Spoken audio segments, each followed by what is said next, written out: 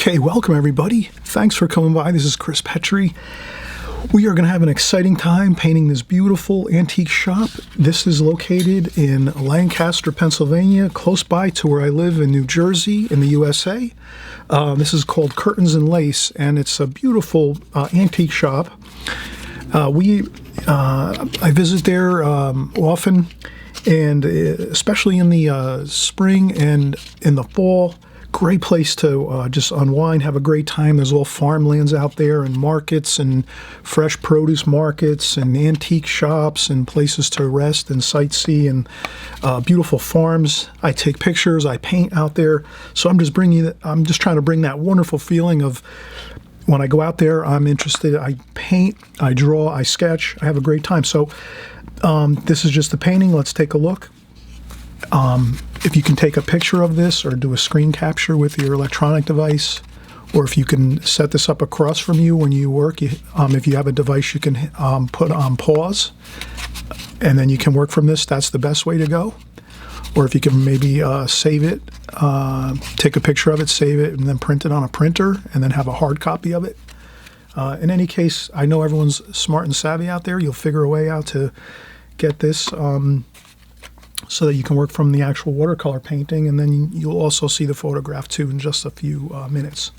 So have fun with this. We're going to talk all about having a really good sense of light in this painting with the shadows, working with the big forms and shapes first, and then working to the details toward the end of the painting. That's another helpful thing. When you see a scene that's got this much information in it, it's often something where a lot of us artists, including myself, we don't want to paint it or draw it because there's just too much information, too many details. But I'll show you on this video how you can actually work slowly from larger shapes first and then to your smaller detailed shapes, and we'll have a fun time. Okay, see you in just a second.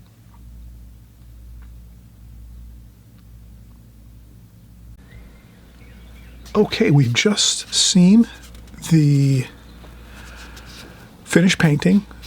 Feel free to work from that. I think it's easier if you work from the finished painting than trying to work from this, but it's up to you. If you want to work from a photograph of the actual scene, that's fine too.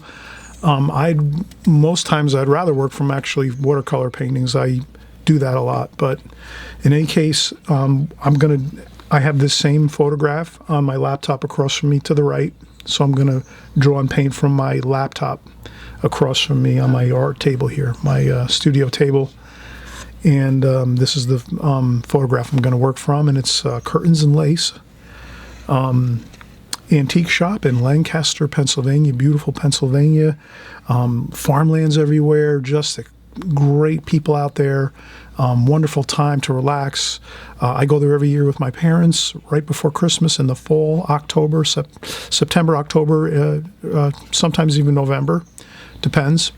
But always a great time. We have a great time relaxing out there in the countryside. We visit all the antique shops, the antique stores, the farmers markets. Great place to shop for all kinds of interesting foods and fresh vegetables and things. At the end of our trip, we'll load up on some really good produce and things like that from the beautiful farmlands of New Pennsylvania.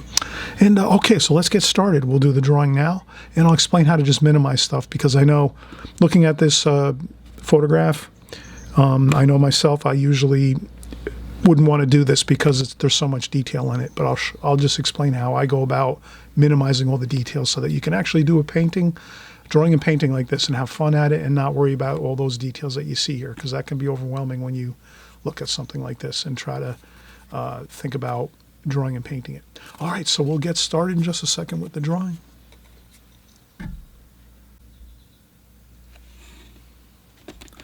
Okay, we are back, and I'm just going to get started now on the drawing. So on a painting like this, again, we were talking about the details of it. So when you see a scene like this, if you're out and you're taking some pictures, or if you're even going to sit down and maybe do some painting in plein air outdoors in an area like this where there's a lot of antique shops or interesting things that you might like, the thing is with minimizing, it's really, you would, we'll actually go through it here, but we'll just start with the large shapes first. So we'll keep working on the large shapes and the overall larger design of the painting and drawing. And then as we do that, we'll add in some of the details. Once we get the larger form of the drawing done, then we'll put in some smaller details, and then we'll start the painting and we'll work into the painting, and then we can add in some really fine details with just our brush and paint versus trying to pencil draw everything. So in essence, one of the keys to minimizing and simplifying a scene is drawing less than you see, and then you start working on the painting, and then you can do some of the finer details just with your brush and your paint versus trying to pencil draw everything. So in essence, you're going to just draw the larger whole of the scene with your pencil drawing, and then you can do some details, maybe larger details with your pencil drawing, and then the final details you would do with your just your brush and your paint as you're painting. So let's start here. You can use a ruler. I'm going to use a ruler here. I'm going to do some hash marks also as well before I start. So the sunlight, it's middle of the day, maybe high noon. So the light is from the top, and the sun is straight up overhead. A little bit behind us maybe, but probably more just straight overhead, up top, straight up in the sky over our heads. Much like if you're standing in underneath a light fixture in your house and the light is directly above your head, that's the light bulbs. This is what this would be then. So we're just going to have the insignia of our light, and then we're going to go and we're going to look at the picture, and we're going to pretty much do it the way we see the photograph. We might minimize some things. I might not put as much. I might change a few things around. But for the most part, if we broke it into quarters, so 1 quarter, 2 quarters, 3 quarters, 4 quarters. 3 quarters would be the roof, or maybe just a little bit above that. Roof of the curtains and lace antique shop, and the bottom of the building is probably about halfway between the first quarter there. So building, I'll put building there, and we'll say that the roof over here. So what we'll do is we don't want to do too much on our hash marks, just the basics. The bottom of the building, the very tippy top of the roof, that's good enough there. Then we're going to say, let's look at the bottom of the painting and say, okay, halfway point, we'll do quarters too. So we'll do quarters, 1 quarter, 2 quarter, 3 quarters, 4 quarters. So maybe about halfway, so 1/8 of the way over starts the building. We can even move it a little bit over this way. Building there. Then we're going to go over here and say the building is about not quite 3 quarters. Building. So the building's about this wide here, from here to here, building. Then the roof is over here. Roof. Lower roof, LWR. So I'll use some abbreviations. Lower roof here.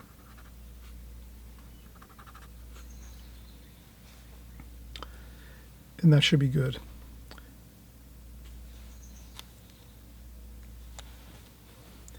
Now I go through this pretty fast. I've been doing my design like this and laying out things for many, many years. So if it takes you a little bit more time, don't worry about it. Try to get these hash marks around on the tape before you start, because that'll really give you a good basis for your design as you're drawing our antique shop here. Okay, so let's get started with our drawing. We're going to go up, and again, we're going to just transfer our marks up. So the building's here. So we said our building's here, and the roof is here. So about there starts the roof, and it angles out a little bit. And this is going to be a very light sketch. I just want to kind of start it out, get things going here. All right, and then we're going to have the wall, the end of the building here, the wall. So the roof eaves hang out beyond the edge of the wall. So we have that little overhang there. Comes down. Then this roof, this is like a shed roof. We would call that a shed roof, and that runs across the whole lower area of the antique shop. So we're going to put that there. And then we're going to have, we say the bottom of the building is here, and it works out good. Yep, that's about the bottom of the building. And then this wall is right straight underneath the same, so this is the same line here. So this line comes straight down right like this. Does that make sense? We're just really, this is the actual edge of the building, and it's the same all the way up. And then the roofs kind of jut out beyond the wall like that. And if I'm really super accurate, I'm going to actually, this is not quite as far. This just doesn't go out quite as much like that. So that's, take your time when you do this layout part here, when you're laying out your architectural features of the antique shop. You know, look at the details. You know, this one is further out. This roof eave is more overhangs here. This one a little less. But, you know, if it's about, you know, close, that's good enough. And then we'll go across here. This is kind of simple. This is one straight line, and it doesn't have to be perfectly straight. If you want to use a ruler, you can do that. I like a little bit of sway in the roof. It's actually, in reality, the roofs usually do have a little bit of, it's, you know, been here maybe 75 to 100 years, so it's not going to be perfectly straight. And we said the lower roof is here, the building is here. So again, we transfer our mark up here. We have the building here, edge of the building, so we could even just do a super light line up like that. And so our roof's going to go beyond the building line. The roof goes quite a bit out. Then we're going to bring this across again, make it wavy. Don't worry about straightness, unless you like straight. If you like a lot of straight lines, you go for it. Use the rulers, and use, you know, if you can use the rulers to get perfectly straight lines if you like that look. And then here, the building line's here. And then we're going to transfer this roof here, this line. This goes out pretty far beyond, like that. So there's quite a bit of an overhang on this lower shed roof here. So that you can see is really, here's the building line. This lower roof goes out quite a bit this way. And you can shorten it up or make it longer as you're working, and you see that you might need to do that. I'm making it a little bit smaller, a little bit not as far out. There we go. And this is the porch on the front. So this is the porch area here. And then there's some foundation, and there's all kinds of interesting things here, antiques everywhere. We're just going to make sure we get our center mark, approximate center line here. That's going to be the center of the door. The door goes all the way up to the roof, almost there, and it comes down like this. And then there's some stairs here. And the stairs are pretty wide, so we just do a light sketch there. I'm just kind of getting things planned out, and then what I'll do is I'll go back over this with a darker pencil line so that it's easier to see. But I would leave this just as it is if I was in the field, doing this on location, or if I was just going to paint this on my own for my own purposes, or my own, just creating a painting for a show or something. I wouldn't really go over this a second time, but I will go over it a second time just so. And sometimes I will go over a second time just because I want to get some more details in, or I need to change some things around. All right, so there we have it. That's the basic structure of everything. It's basically a rectangle here, and then another rectangle up here, and another thinner rectangle here, and that makes up the basics of the antique shop. Pretty simple, actually, right? Not really too much to it.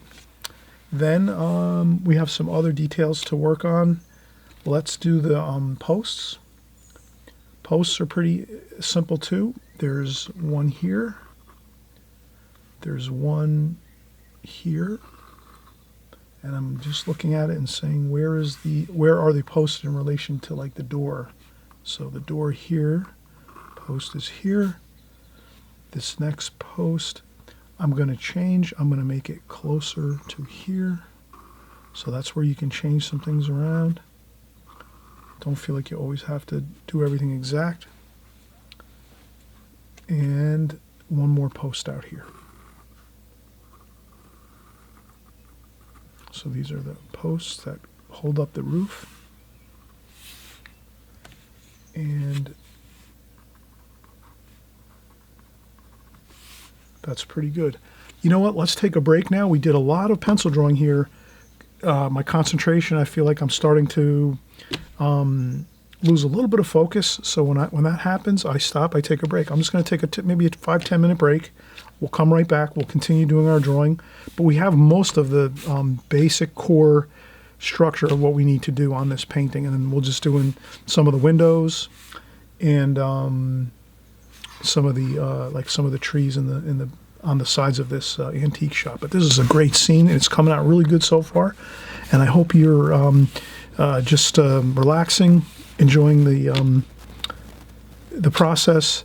And if you have to draw this a few times on regular printer paper, like office paper first, if you want to draw this a few times on printer paper, you get more familiar with it. Then when you get your watercolor paper and you're going to do your painting and you're going to start drawing on your watercolor paper, you've already done it a couple times on printer paper, maybe with a magic marker, a pencil, whatever, pen, even a pen.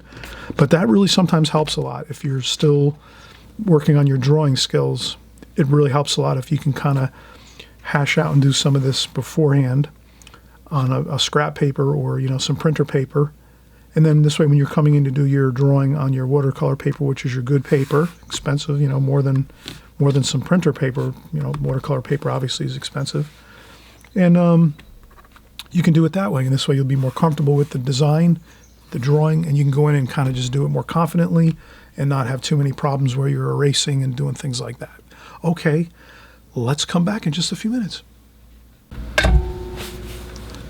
Okay, so we're back from a break. We took a break, 5-10 minutes. I'm going to sharpen my pencil here. Okay, so now we're going to continue with our drawing. We remembered that we're going to try to simplify everything on this scene. Again, we see all these details sometimes when we're out. We're looking at some of our photographs we might have taken on vacation, or we're outdoors and we want to sit down with our sketchbook or a little pad of watercolor paper and some paints and a little paint bucket and just do a quick little sketch. We see all these tons of details and we say, how can I do this? Again, this thing is simplify, simplify, simplify. Don't worry. When you see tons of details, just relax, kick back, say, I know how to do this. I know how to simplify this scene. You can do it. So we're going to do exactly that. We simplified the scene. The first thing we did was we made our hash marks, really important, so that you have a guide as you're drawing to get everything in the proper places.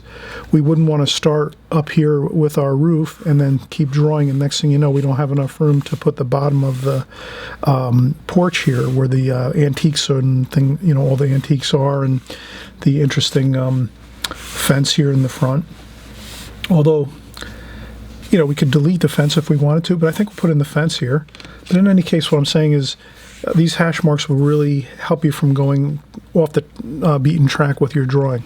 So we got our main structure done, our antique shop, two-story building, home. It's actually a house.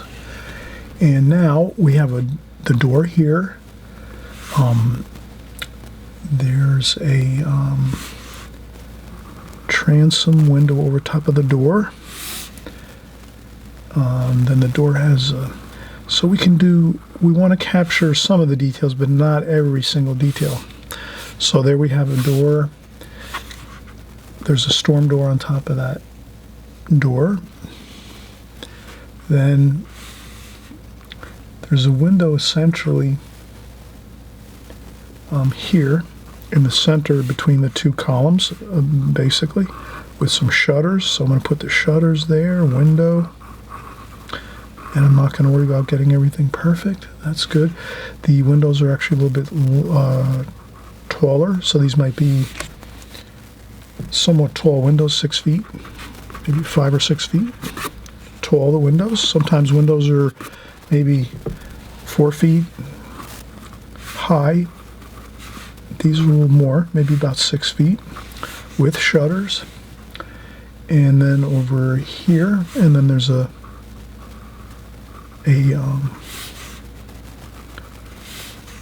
some detail over the top of the window. That's a small header over the top of that. Then here there's a window.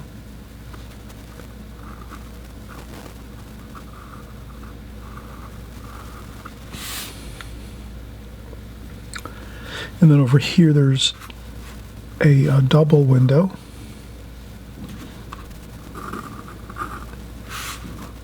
I'll start with the shutter since it's easy to see where the shutter is compared to the column or the end of the wall. So when you're drawing, you can make things easy for yourself and sort of, if you see that the column is here and the shutter is about one width of the shutter over from the column, then that's easier to start there with your window versus starting over here somewhere. But if you see that, so you kind of use this is what I say, and this is how contour drawing is done. We're not really doing contour drawing so much here. We're sort of, it's a form of contour drawing, but it's really, I'm taking my time and making sure I'm getting everything correctly. I'm drawing everything correctly to scale for the most part. These windows are even taller yet. And as I look at that, this window is a double window, so. And then a shutter over here. And there's some moldings on the bottom of this window here. And you don't have to get so much detail. I'm kind of just trying to get it somewhat the way we see it in the picture, and there's no shutters actually on this window.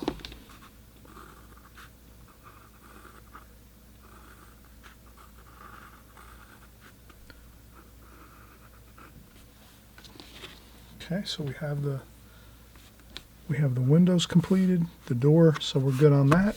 Let's move up here. Directly over the top of the door is the window up above here. That window goes right down to the roof area, all the way up, and it almost reaches the underside of the roof. Like that. Good. And shutters.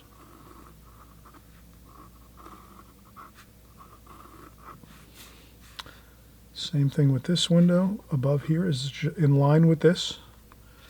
So if you want to line things up, you can do that. You can, again, you can use a ruler or even a pencil.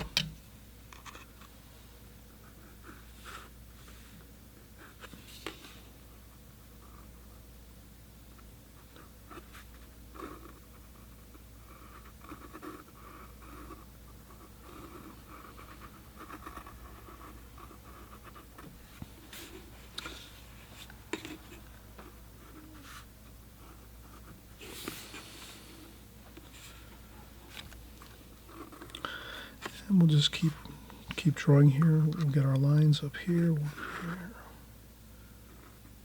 That's actually a double, so this is only a single wide window. And it's pretty much centered on this. So I'm just going to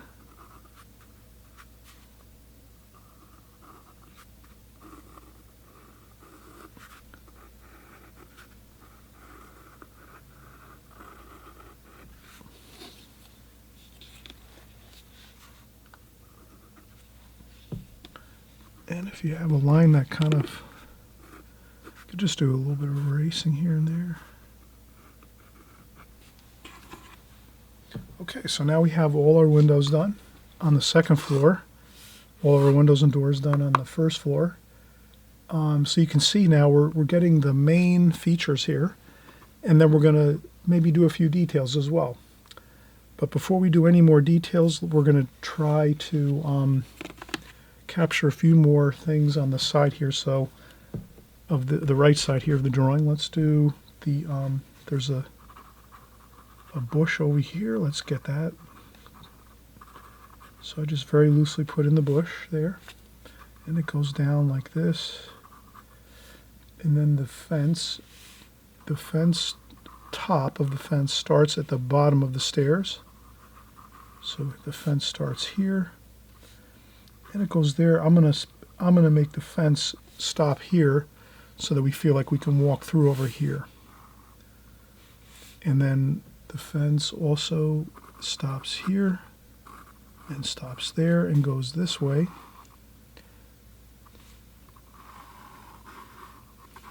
And I'm going to make a point here where I stop the fence here, so that again we can feel like we can kind of go into the scene more around the fence here. So I'm going to pretend that the fence stops there, and the porch is here. And then there's all kinds of interesting things. So again, I'll just make a note here like that with some lines just to kind of, so I know that this is where my fence is. Looks good. Then there's a gazebo over here. What's good about this gazebo is it gives us a little of, it's going to make a feel of, there's something in the distance that's sort of kind of helping our eye to see the three-dimensional feel of the buildings and the scene. So this is a gazebo here. And I'm not sure, I'll make some lines over here. Then behind this gazebo is a tree. And what I'll try to do is, I'm going to try to carefully get the basic feel of this tree.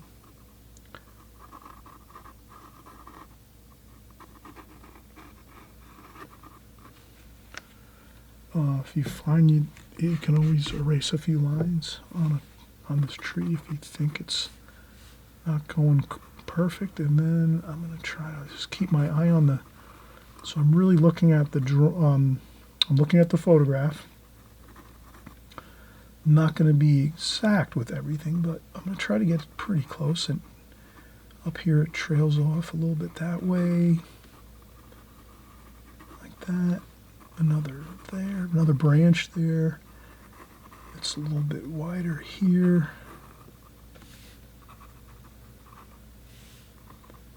And there's another thicker branch here. That looks pretty good. So I wanted to get that tree in. Then there's another building over here. And I will try to capture that too as well.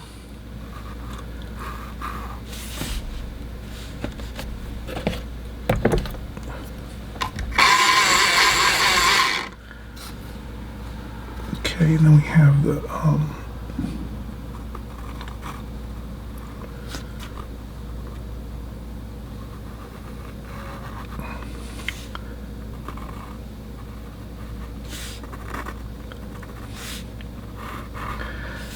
and I think what really this helps to give the painting a three-dimensional feel, because now we're kind of having that feel like there's something there's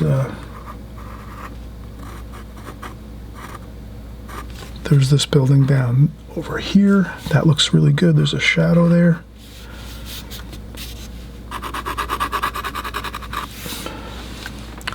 And this is all in shadow.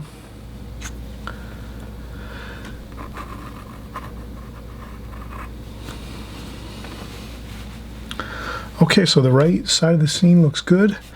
There's some hills in the background here. This is the farmlands in Lancaster, Pennsylvania. This is a farm in the distance here with some distant hills. So I'm going to put those in. I won't get more detailed than just some rolling hills and some trees in the distance.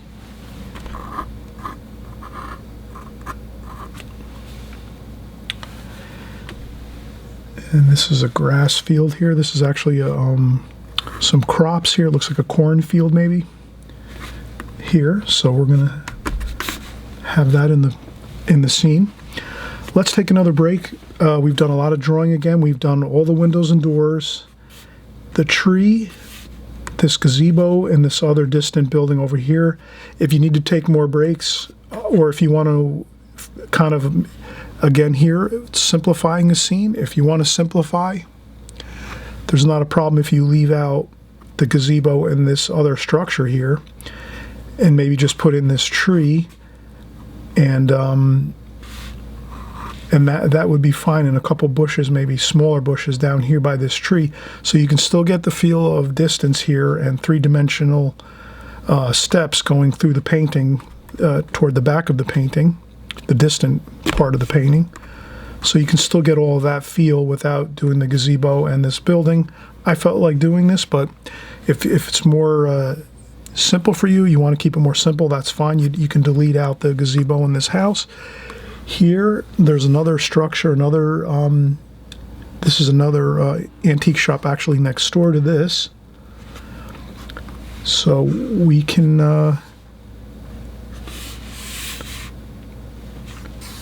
I want to keep this accurate to the scene. So I'm going to do, for accuracy, I'm going to do this.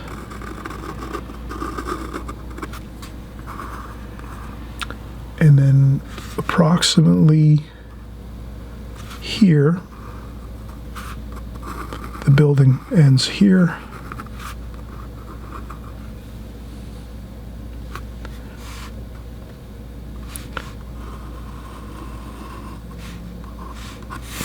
Like that. And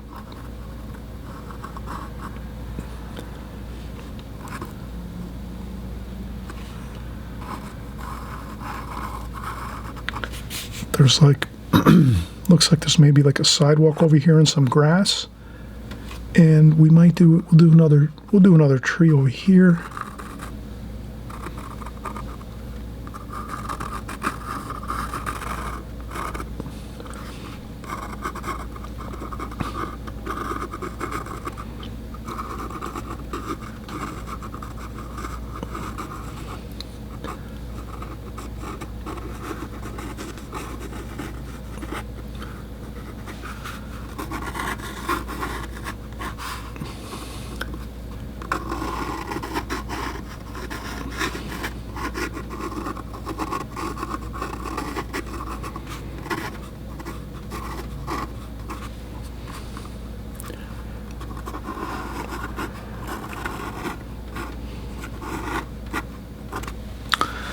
And that looks fine. That looks pretty good. We have a good likeness of the actual scene. And again, maybe you can also delete the building on this side, the left side, if you're doing this painting and you want to keep it more simple. Again, I'm trying to go with my photograph and try to keep it pretty much exact, but that's not necessary. Let's take a break. We've done a lot of drawing so far here, and we'll come back and start the painting. Okay, we're back. Perfect timing. I just wanted to say, everyone, if you're enjoying my videos, please give a thumbs up. Also, too, subscribe if you haven't. Consider that. This way you can be alerted when our new videos come out. Once a week we create new videos just like this. Drawing, painting, and watercolors, everything watercolors. You can also hit the notification bell, and that'll let you know exactly when the video comes out. You'll get an alert. And let's keep going here. We're almost ready to start painting, and everyone's excited. I always, something new I've done in my videos is in the beginning, actually when you open up this video and you start the video, there is a description below the video. I'll put in the video what time I start my painting, and what time I start my at what time I start my drawing, my pencil drawing. This way, if you're going to come back in a second time, or if you're actually working on your painting and you stop for a couple of days and then you come back and you want to know where things started. So I realize that might be a help to everyone. So that's what I'm going to start doing from now on. I'm just picking up a few new things to do that are going to help everybody out in regards to working along the video. You know, when you're working with the video and maybe you're starting and stopping, or you start a video and then maybe you come back a week later if you get caught up and you're doing some things, and you're going to come back in and start working again. So I'm going to keep doing that. Make sure that I put those timestamps in the description of the video, in the beginning of the video. And okay, so what I'm going to do here is just, I'm going to put those windows in this building over here. This is important to get these in.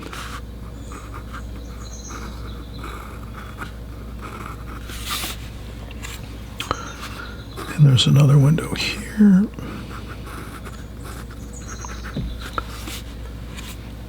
And then there's another. There's a double window up here.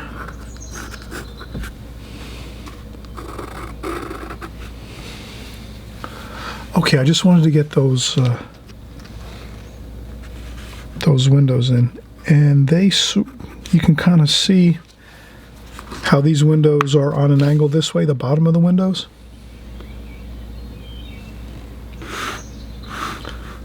So that's just a bit of perspective there.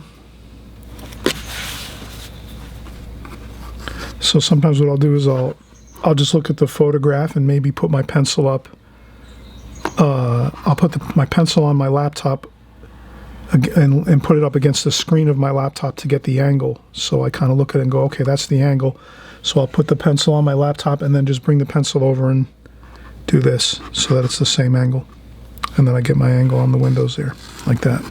Because that's difficult. That's a difficult angle. I would think it would go this way, but it's actually this way here, like this.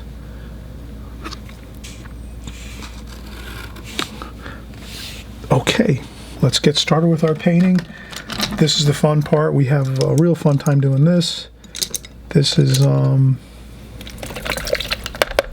just going to start out with a number 6 Raphael brush, round brush.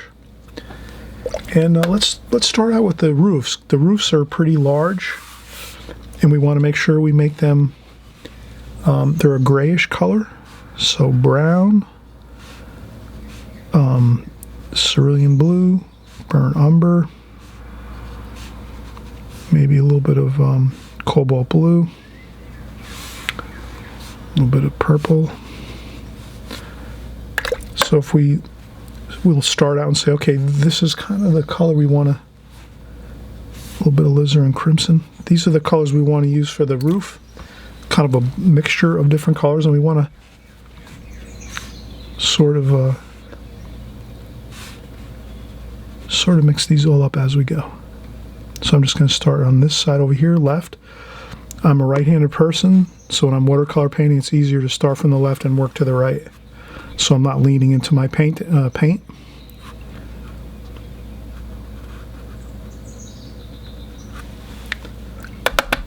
I want to make sure there's tons of variation on this roof.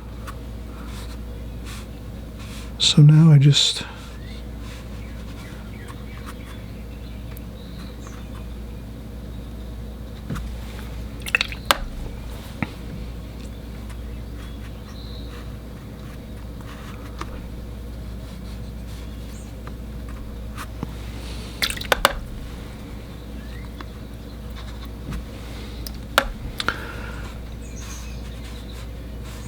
And once this paint dries, you're going to notice that you'll see some of these colors that we have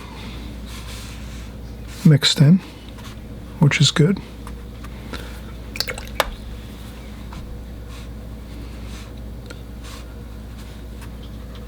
And I always remember there's a lot of cerulean blue though. Cerulean blue is the main color I think I'm going to use. And this will dry a lot lighter.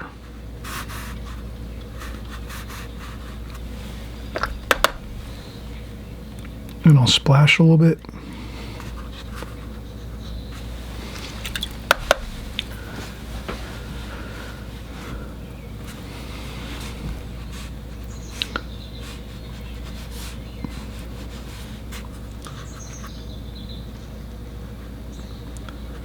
And again, I try to move my brush around different ways.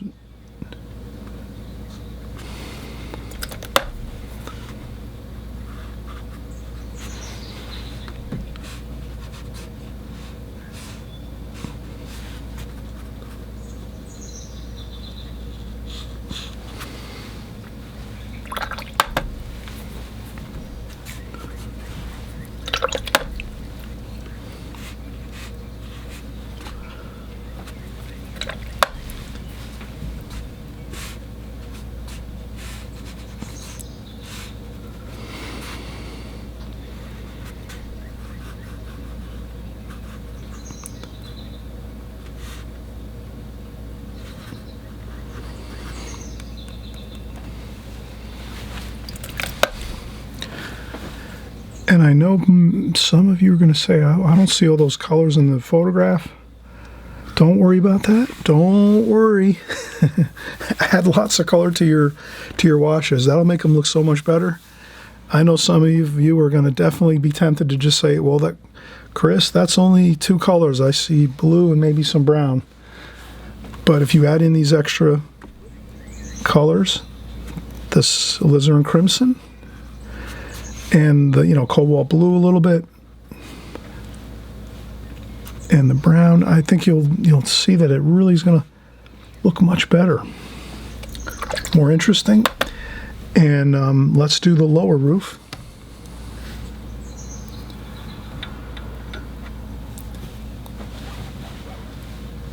And what we'll do is we'll probably my laptop screen just went dark. I'm going to see if I can re-zoom in that. There we go. Okay, so now the lower roof is a metal roof and the upper roof is a shingle roof. I'm not going to I'm going to keep them both the same. That would be really a problem. I would consider that an issue where if you thought to yourself, oh, well, the bottom roof has lines in it and it's shiny, it's a steel, it's a metal roof. And then the upper roof's a shingle roof. I'm going to keep the lower roof just like this one, same colors. That will look much better. That's where you take your liberty as an artist, and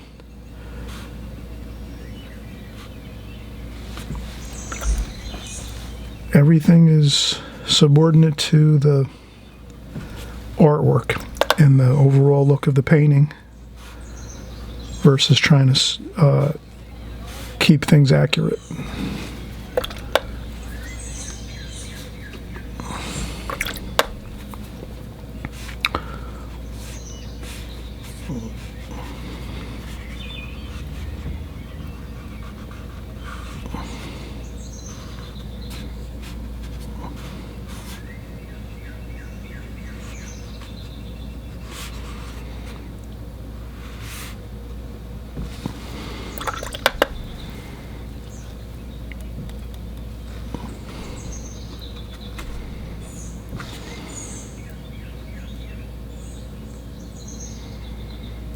And we're having lots of fun here, aren't we? Look at this. This is just mixing colors. It looks a little bit, again, I'll always say this. You'll hear me say this all the time. You'll hear great artists say this all the time. You can't judge a watercolor when you're in the middle of painting it. It always will look less finished, and it will look at times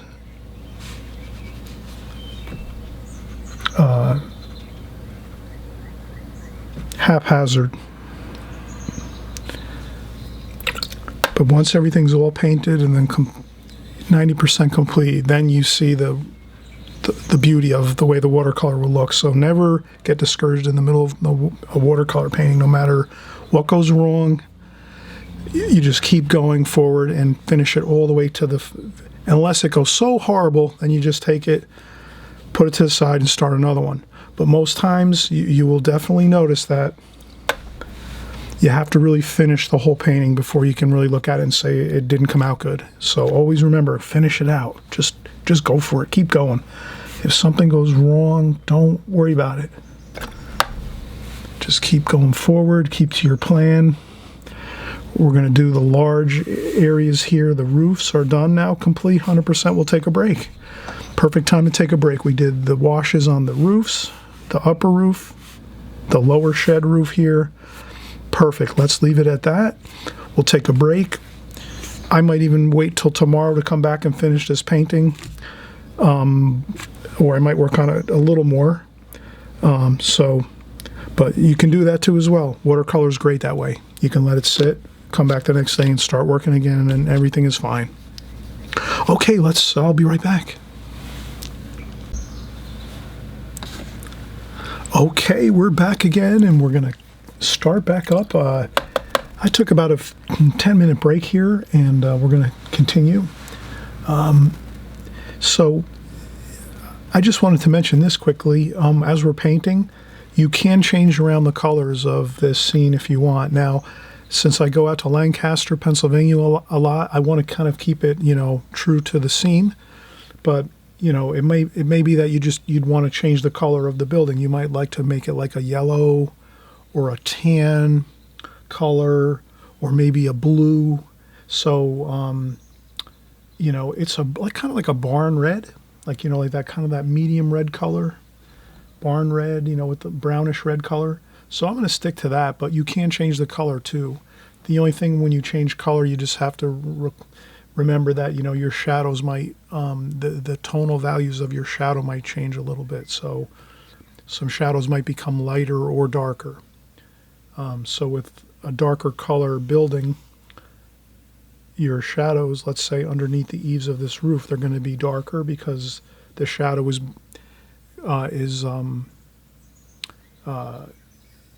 cast upon the darker color of the building. So that'll make it a darker looking shadow. If you have a lighter color building, like the lighter color siding, the shadow might be lighter underneath the eaves of the roof because it's a lighter siding. So you might, if you have trouble with your shadow, getting your shadows correct, you might look at some watercolor pictures online, or even some just pictures online. You type in maybe something like a yellow house, and then the photographs might come up of a yellow house, and you'll see sunlight, and you'll see a house that's in sunlight with shadows on a yellow color paint on the building, and that's how you can figure out shadows. Sometimes I do that. If I change something around in a painting, I'll go and research if I think I'm going to have a problem with something like that, like the shadows being too light or too dark. So I want to try to keep it pretty accurate, or so it doesn't look too awkward. So we're going to start back up here. Now the siding is a brownish red, so let's mix up some reds. Brown, cadmium red. So I'll mix up all my reds here. Cadmium red, alizarin crimson, brown, and burnt sienna. That gives us plenty of interesting. And then a little bit of purple and blue, cobalt blue and purple, just to have a little variation. Some warm and cool everywhere. I'll put my shadows in later, actually.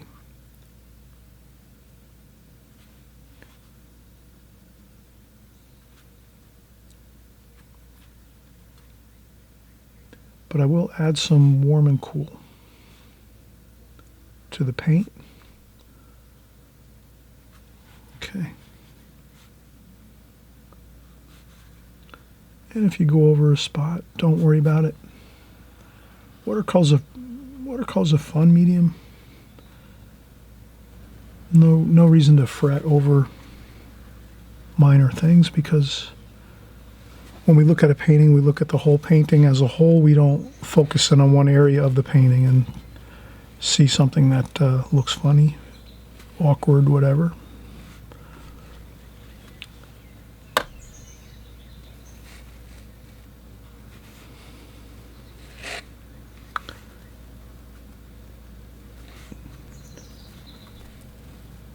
I left out some details on this.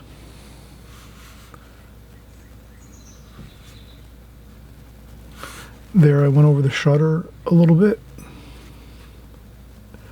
I've been working a long time on this. Now you're going to see me make some problems, some mistakes here, because I'm working and working. This is when I should have just stopped for the night and picked up tomorrow, but nope. I'm going to keep going, and this is what happens. You'll see me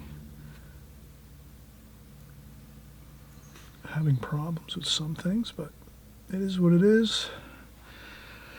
And we carry on and keep moving ahead here, and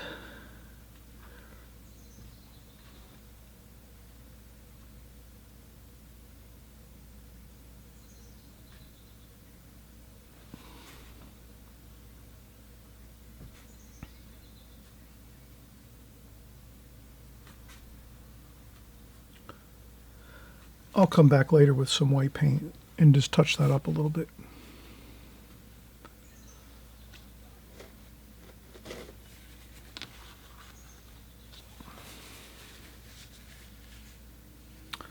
And we'll keep going. Now here's where we have to be on our toes. We have to paint this column in, so we paint around the column. Negative shape painting, as they call it. Let's do that. So we leave that column white there.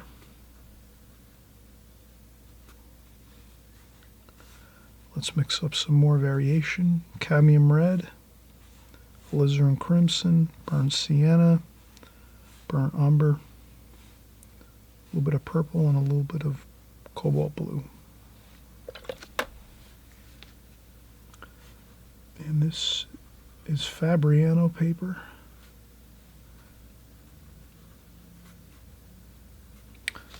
Now,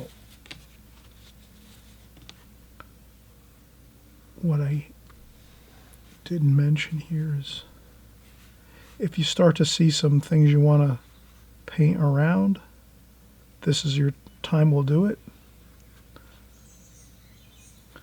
So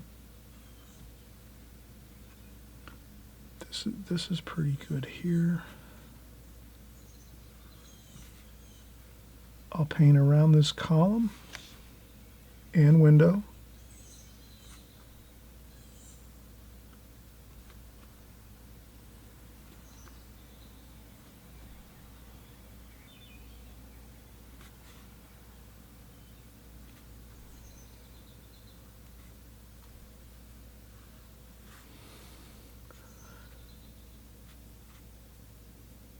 And I'll just leave some spaces around the here and there. I'm going to leave some white paper.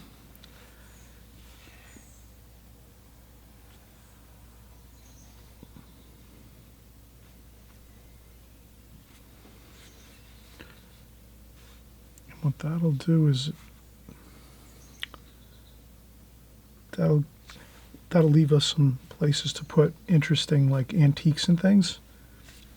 There's quite a bit of antiques in the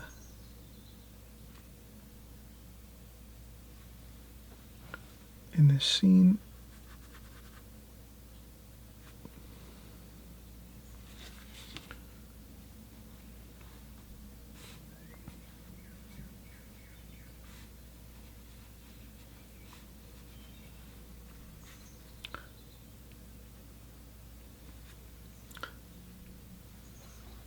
Okay, now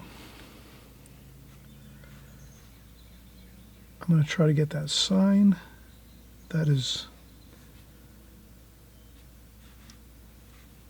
it's the open sign.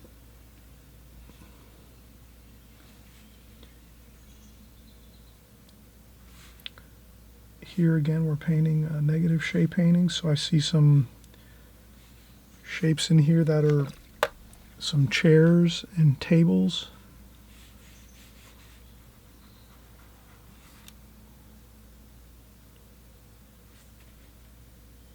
So I'll capture that by doing some fine lines. Then over here there's a chair. I'll try to paint around that chair.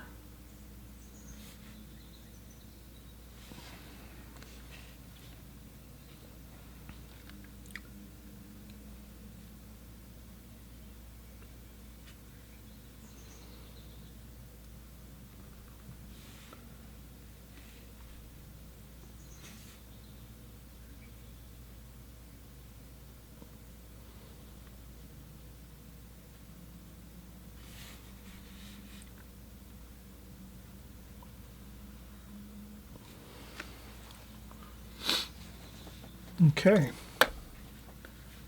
so we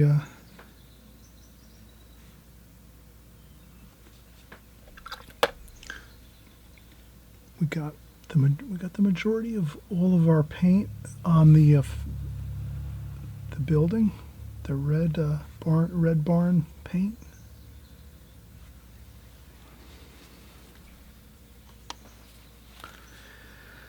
Looks pretty good.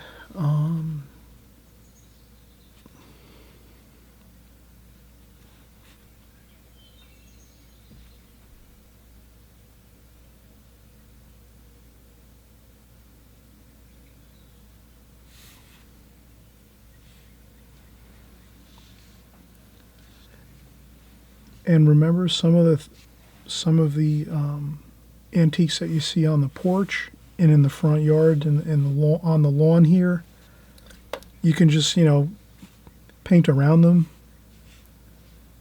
Sort of some mystery shapes here and there. I'll take some sap green, raw umber, and I'll just do a little bit of some of this shrub here. We'll splash a little bit.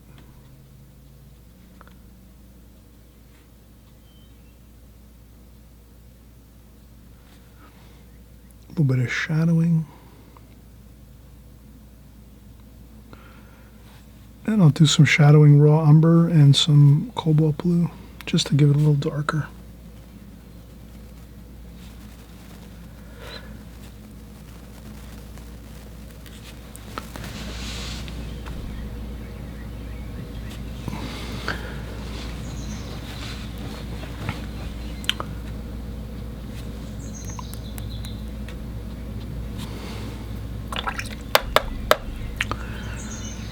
Okay, so we did quite a bit of painting. I think it's probably good to take another break at this point. So we did the roofs first. We took a break. Then we did this red wood facade. It's a clapboard siding, barn red clapboard siding. We're going to leave this just as it is now. We'll let this dry a little bit, and it's actually pretty dry in most places, but we'll actually let this dry a little more and we'll come back. So we'll take a break because this is a kind of painting, let's take lots of breaks because a lot of details. If we're just really throwing the paint on and it's more of a simple like seascape, or we're just doing tons of water, if we're doing a landscape and we're just doing tons of like trees and fields, you can work on those, and you might not have to take as many breaks. But on a painting like this, since there's so much detail going on, let's take plenty of breaks. So we'll stick to our game plan, plenty of breaks. Roofs, take a break. Paint the building facade red, barn red. Lots of mixes of color. We'll take a break and we'll come back and we'll continue working on, maybe we'll work on this over here, this building over here on the side. The building that's right alongside this beautiful antique shop. Okay, we'll be right back.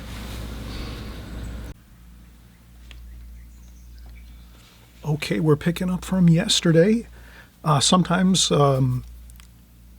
you'll find that if you're working on a painting and there's a lot of details and it's taken you maybe more time than you expected, that's not a problem. I sometimes will, leave off a painting many times, start a painting and then, pick back up the next day or a couple days later. Sometimes I'll have a painting, a watercolor painting, especially a larger painting, maybe like a 20 by 30 watercolor painting. It might take me like a week to do, where I just take my time and I do a little work on it each day or each night. Totally up to you how you bracket your time on your watercolor painting. This is like an 8 by 10 painting, so this is more or less, we worked on it quite a bit already, and we're just going to continue on here. And we've got we've got a lot done so far, actually. But the drawing takes, a lot of time, which we did do. The drawing, we took our time, we laid everything out, we had hash marks all around, and as you can see now we're picking back up. I put fresh tape on.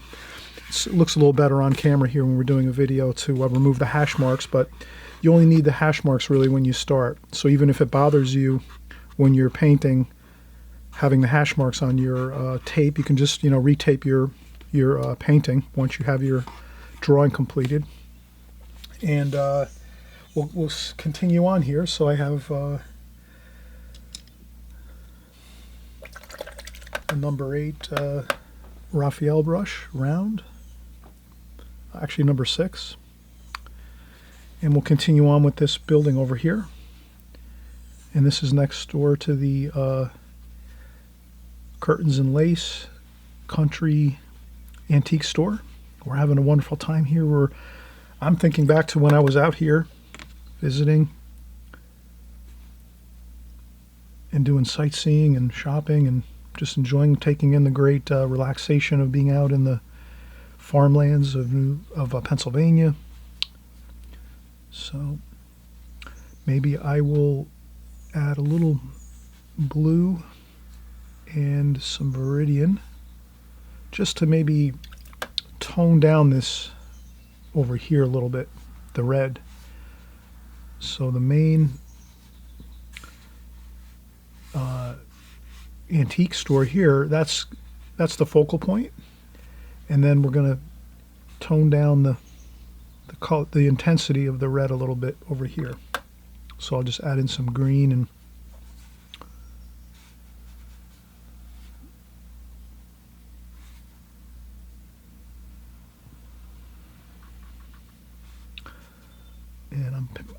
I'm actually painting around the post here. There's one more post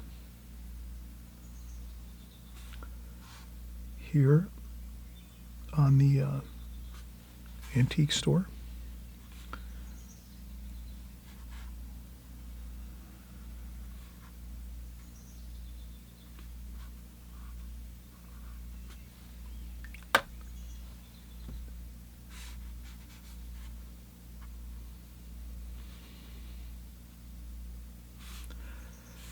And I think I will leave out some shapes here.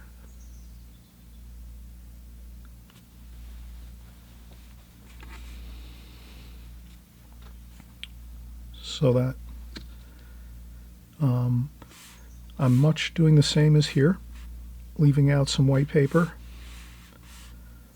so that I can put maybe a couple, maybe some antique items along here. And over here too as well.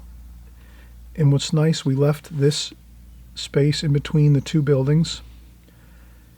We can put some, we're going to take this field and distant mountain, rolling mountain range, and we're going to transfer it all the way over to here, and we'll put it into this small window of space between these two buildings, and that's going to give a good feeling of like it's going to breathe. The painting's going to feel like you can kind of see through the scene a little bit. If we were just to paint a big block of building here and have nothing that we can see behind it, it's going to limit the excitement of the painting, actually. So let's try to think about that. Does that make sense? If we can get a little bit of distance in this scene, that's going to give us that feeling of depth. So I'm always looking for that type of opportunity in a painting to try to do this. Sometimes it's not possible, but I did create it here a little bit on this side. The photograph really didn't have this opening between the two buildings, but it did have it over here. So I'm going to try to invent my own things, my own design ideas as I go. And that really is helpful to do.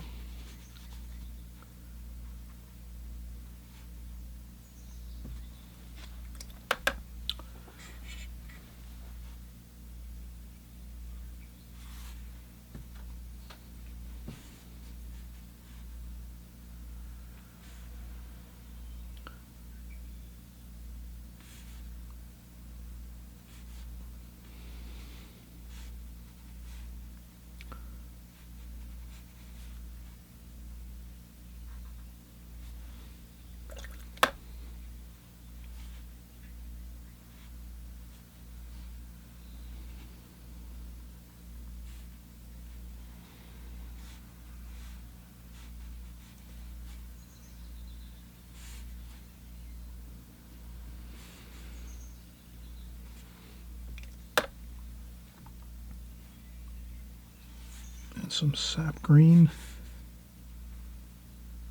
That tends to gray it down a little bit.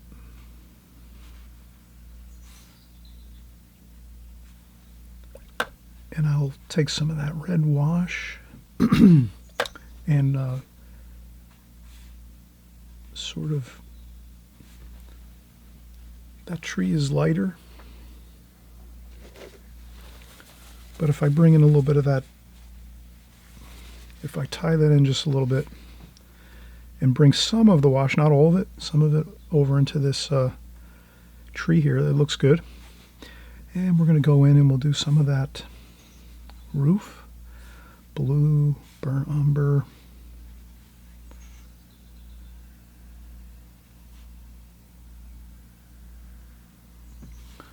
And I think the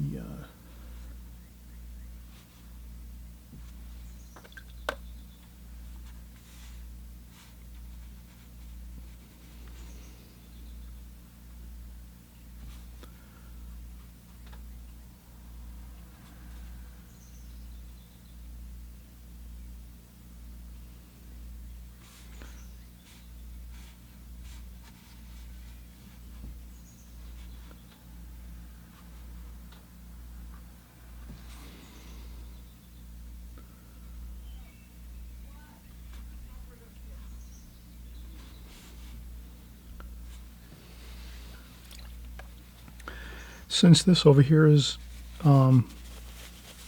it's not really the main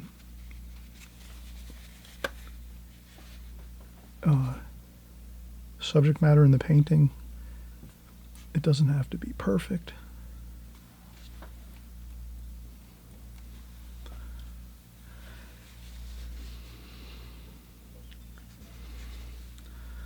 All right, so we took some time. We put this building over here.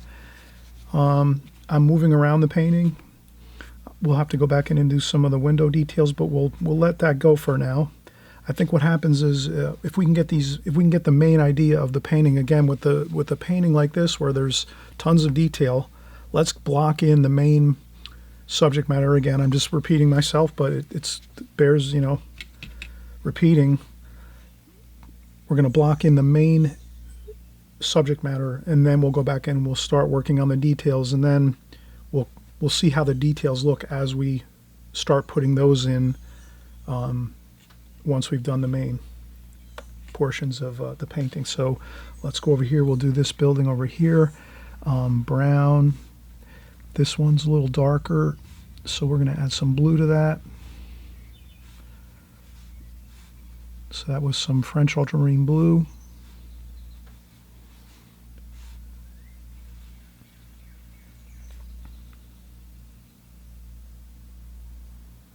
It's in shadow.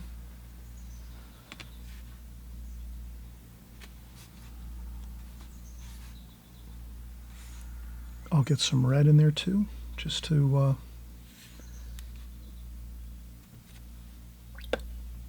make sure we get that.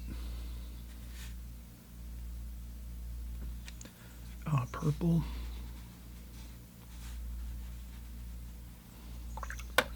Brown, blue. So we're making some darker mixes here.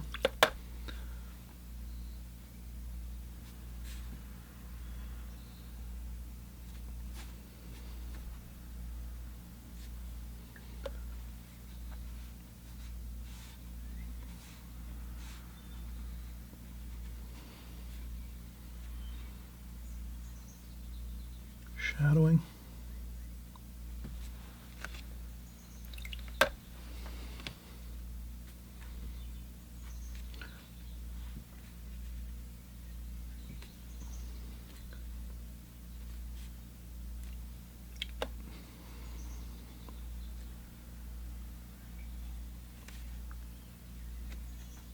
Not the main focus of the painting, so as long as we capture the overall feel of this, we should be good.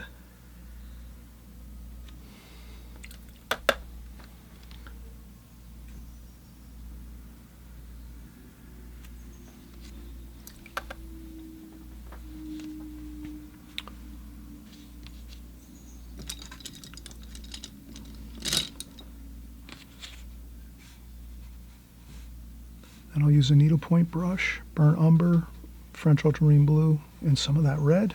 And I'm just going to do the posts here and some of the details along here on this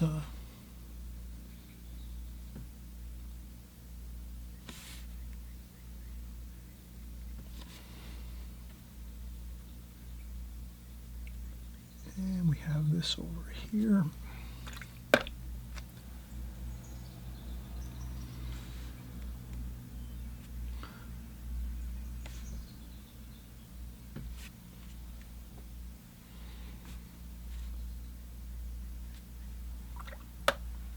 And then already I'm starting to see some of that burnt umber, raw umber, raw sienna, a little bit of that brown, and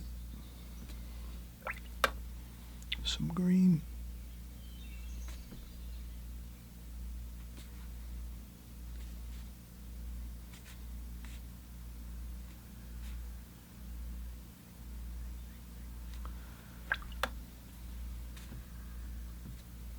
And that's going to give us that feel of seeing some of the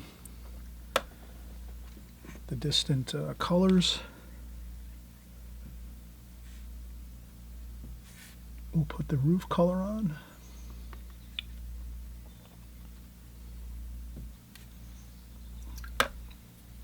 For the gazebo. And now we're tying everything together.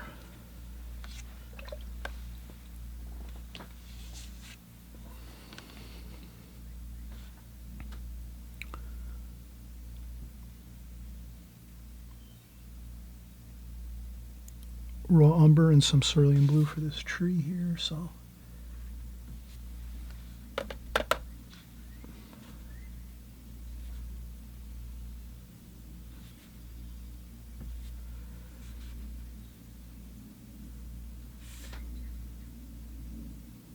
that makes a good effect, tying things together. We'll put in some shadowing.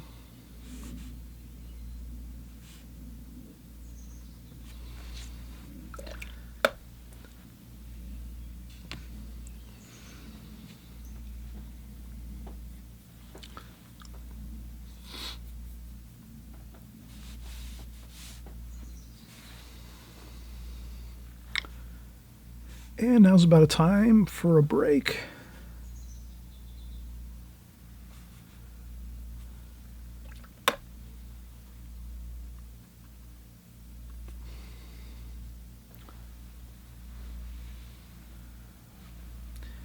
We're going to come in and do some shadowing too. This is a lot of fun because when you use this type of technique of really just working on the painting in glazings, it really it gives you a chance to really get the feel for like the shadowing, the light. So we have some good light in this picture. The light is shining on the front. You know, it's the light's coming from the top down, but it is shining on the front of this scene here in the, you know, on the face of this building here, this antique shop.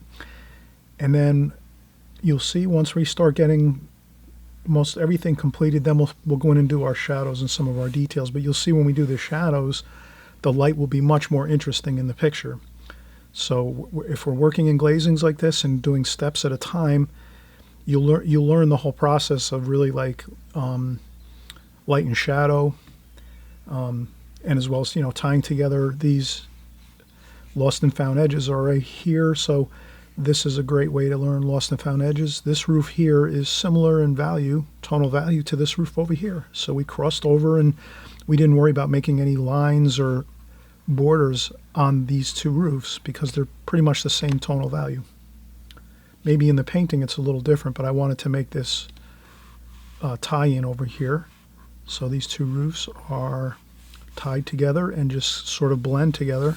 That gives a nice feeling of three-dimensional quality. And the same here with the tree, blending some of the colors of the front of the, or the side of this building into the tree gives us that feeling of, tying things together, three-dimensional qualities. And the same thing over here with some of these washes washing in and mingling with the others.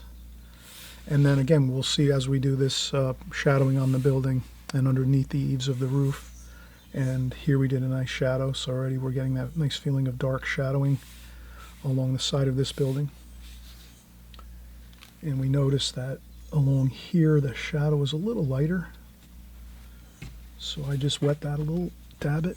We could add some purple wash to this.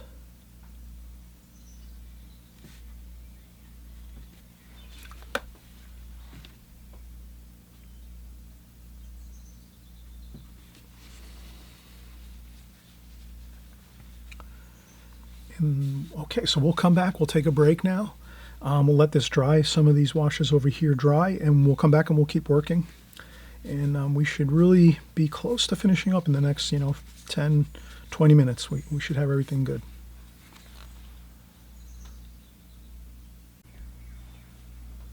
Okay, we took our break. We're doing fine.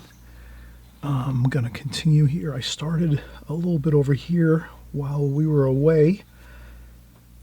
This is good. I could not wait to get back started again. So I started going in here and forgot to turn the camera on. So I'm putting in some of those distant fields, and already we're feeling that really nice feeling of depth in the painting. We've got some of these distant fields here. Some of that raw umber. I mixed everything, some of the sap green, cadmium lemon yellow, and sap green.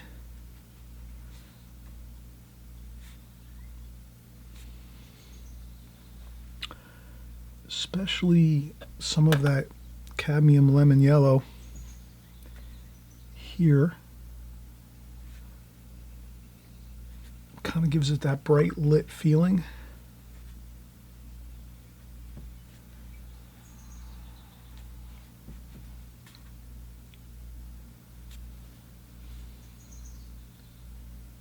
So now we're seeing out into the distance.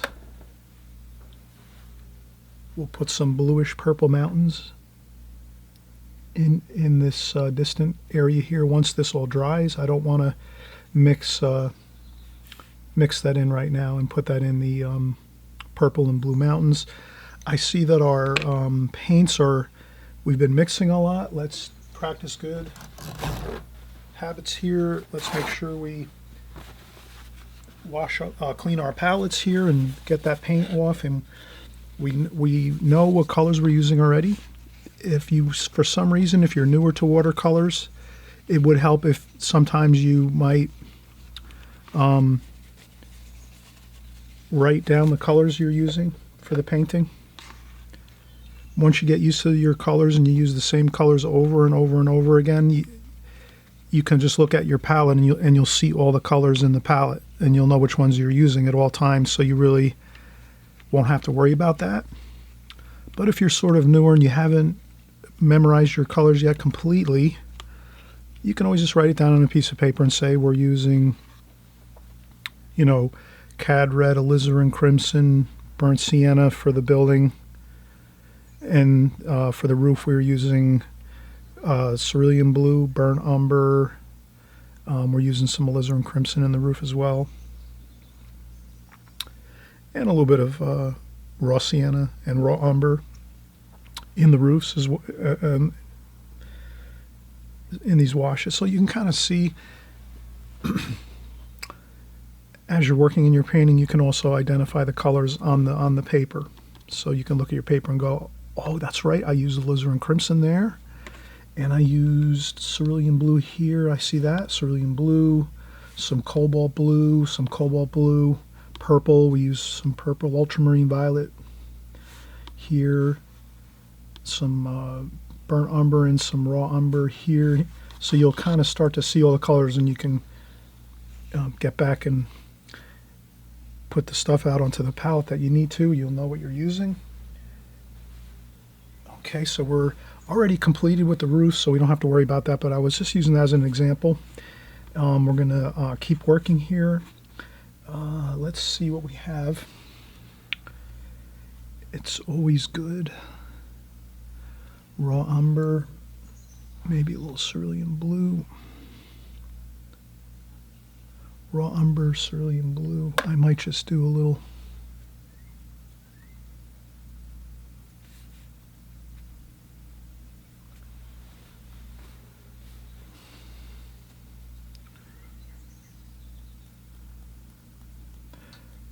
Splashing can add a little bit of interest.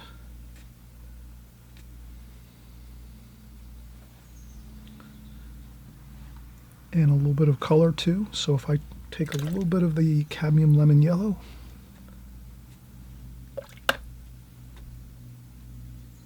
maybe a touch of orange,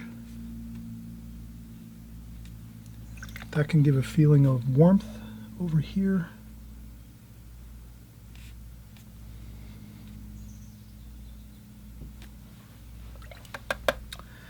And I'm going to empty my water and get fresh water.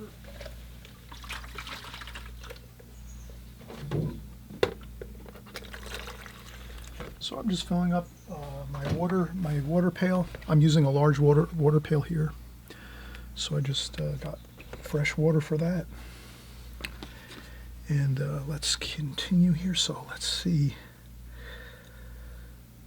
The best thing to do is to work this area in here in between the fence and the building and try to just get some details in there if we can.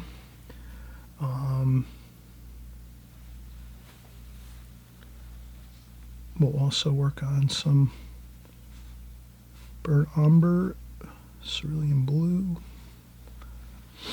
I'll put some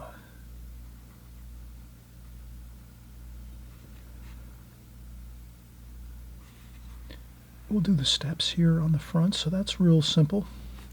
I leave some white space on the between the steps, and then we can use some burnt umber, cerulean blue. We'll use more of that similar color.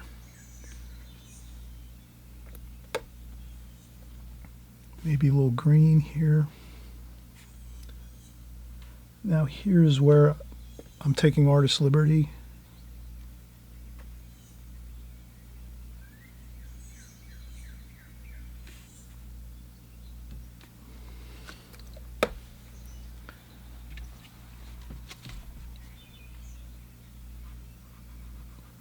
Okay, that is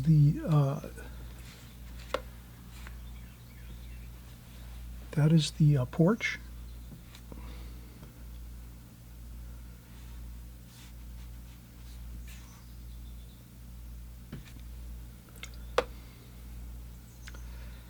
And a little bit of French ultramarine blue.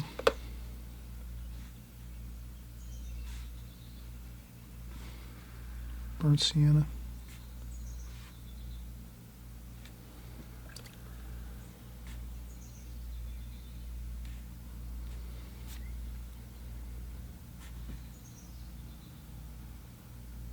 And let's see.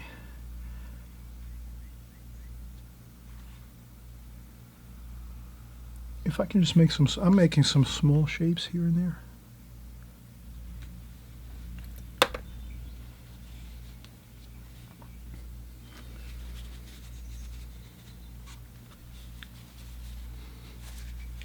I left out the railings. There's railings across the front porch.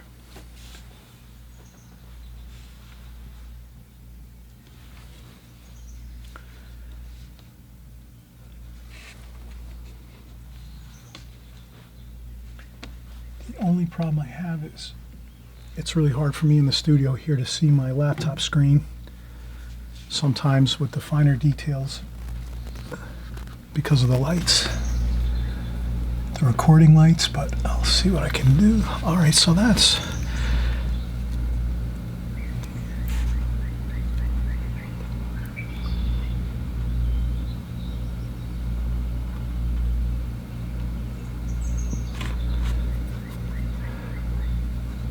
and I'll tie in some of the colors, the shadow colors, down into the fence.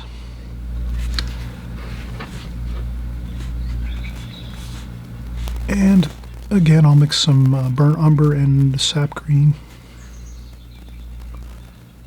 I think there's going to be, I'm taking again artist liberty. I'm making some bushes here.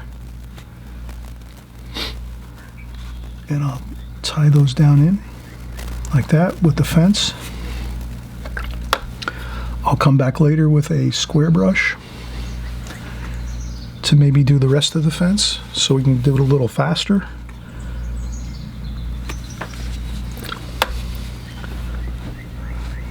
And we'll do some more over here. Splashes. I'm leaving white paper here and there.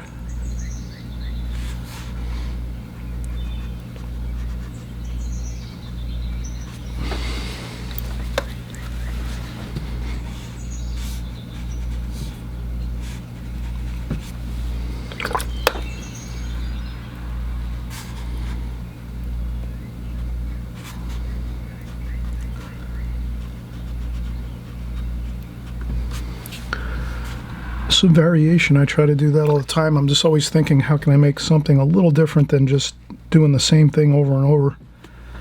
So if I make some wide lines, some thin lines, that'll look better than just doing the same size line for the fence. So the fence has a little bit of the lights shining in the front of this scene, more or less. So the light will be shining on this white picket fence, and let's make that fence interesting. Let's not just get into the habit of saying, okay, it all looks the same. Let me just go 1, 2, 3 and just go, you know, down 50, 60, 70, 80, all the way, you know, across. Let's vary everything. Some of them, maybe it's going to be white, white fence without any lines in it at all. In certain locations, maybe a little bit here and there. So let's see how it goes. Again, just think variation to yourself when you're doing watercolors. It really helps. Does that make sense?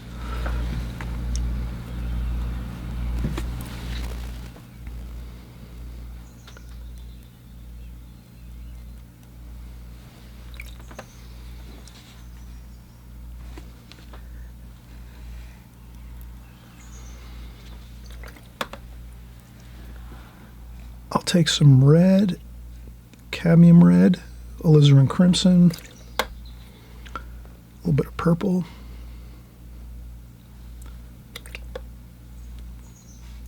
cobalt blue.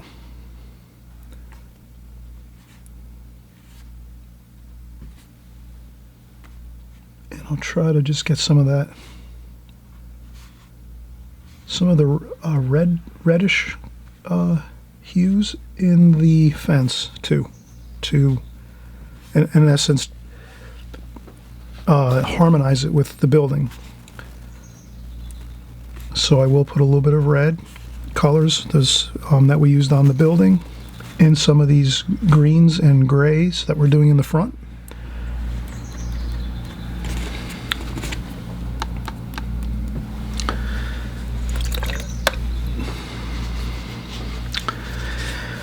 This is a marathon of a painting, but I definitely wanted to do this. This is exciting. This is an antique shop in the countryside. It's, you know, just the feeling of being out shopping and having fun out in the countryside, relaxing on vacation. That whole feeling is great. So we're going for it here, going for the gusto, and let's take another break. We'll continue by adding this field over here in between these two buildings. That's really going to look great, you'll see. As well, we might even take some of this and put it in a window. That really will, and some blue sky in maybe a window or two here. If you do that, you're really it's gonna take the painting to a whole new level. Let's see if we can do that successfully. If it's gonna work, we'll try it anyway. We're experimenting here as we go. All right, everybody, we'll be right back. Just taking another break.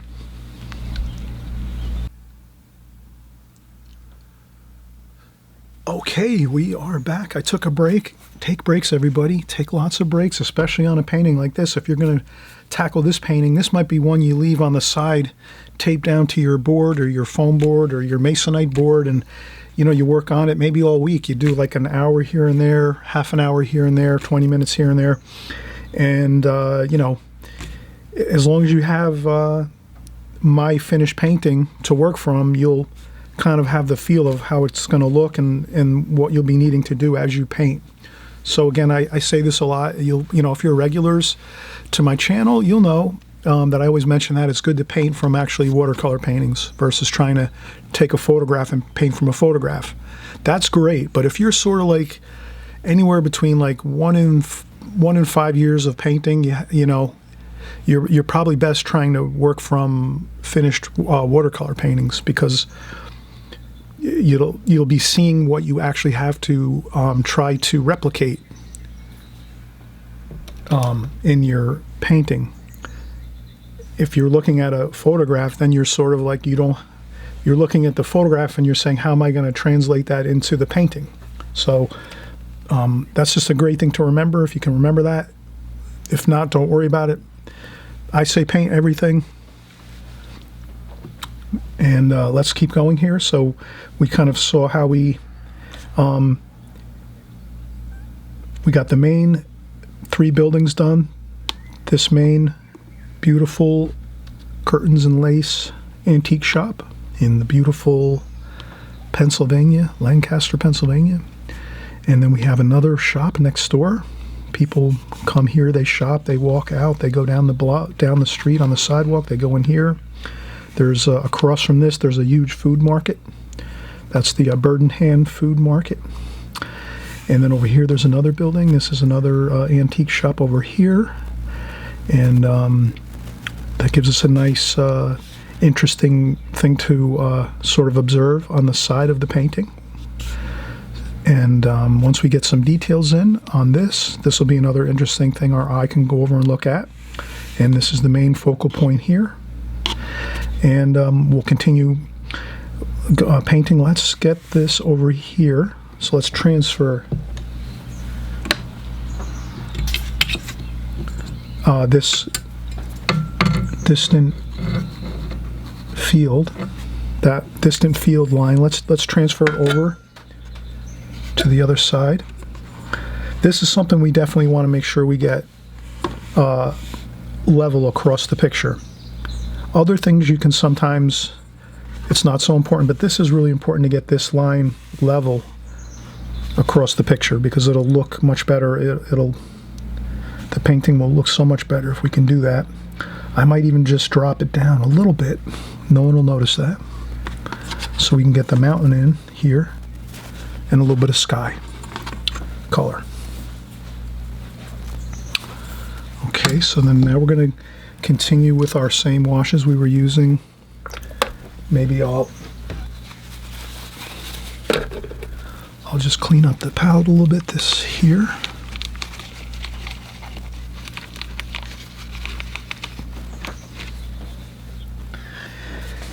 And we'll go in and we'll get our cadmium lemon yellow, sap green,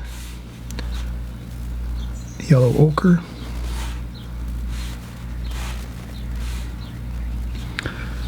and there we have our colors.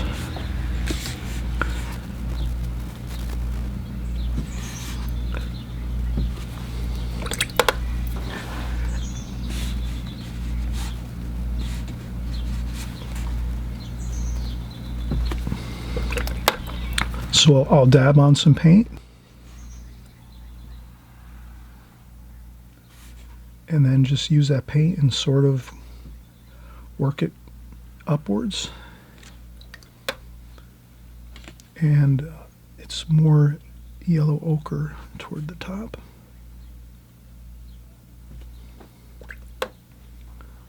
And I'll rinse my brush off and dry it on my apron. You can use a tissue, so I'll rinse my brush off, tap some water off on the tissue, and then just go in and sort of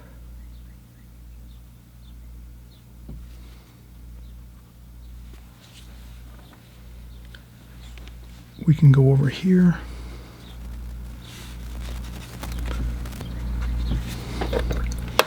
Add a little more yellow ochre here. Did the same thing again. Rinse off the brush, dry off a little.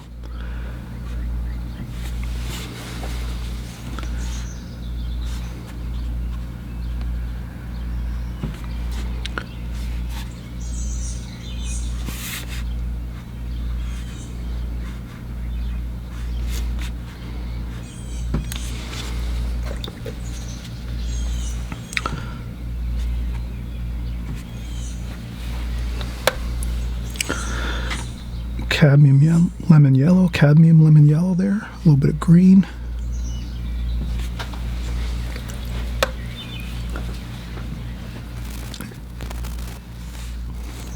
Then we still have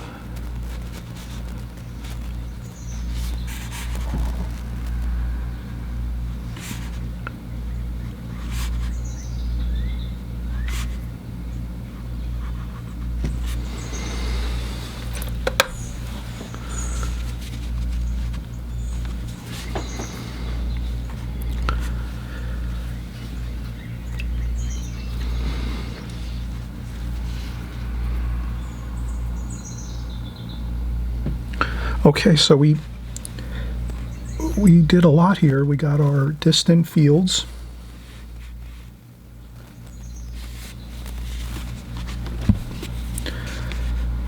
We got our porch, the bottom of our porch, that line, that shadow under the porch, which makes the top of the porch boards appear as we do that shadow line.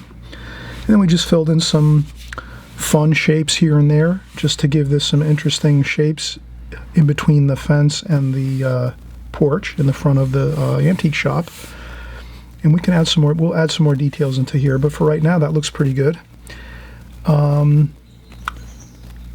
I think we can do the mountains. Let's do the distant mountains. That's going to be purple and maybe some cerulean blue. Maybe some raw umber.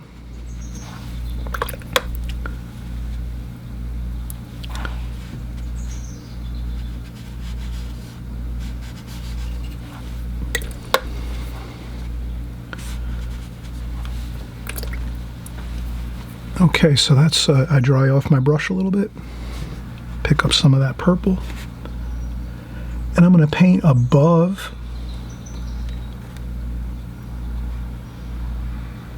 that, just in case the paper is wet there. I'm going to paint above it.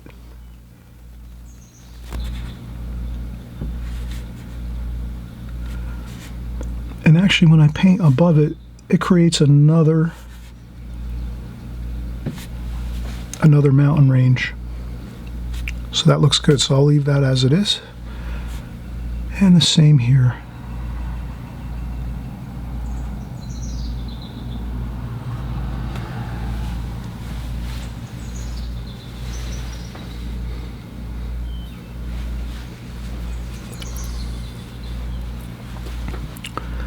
Maybe a little bit of I just put in a little bit of raw umber.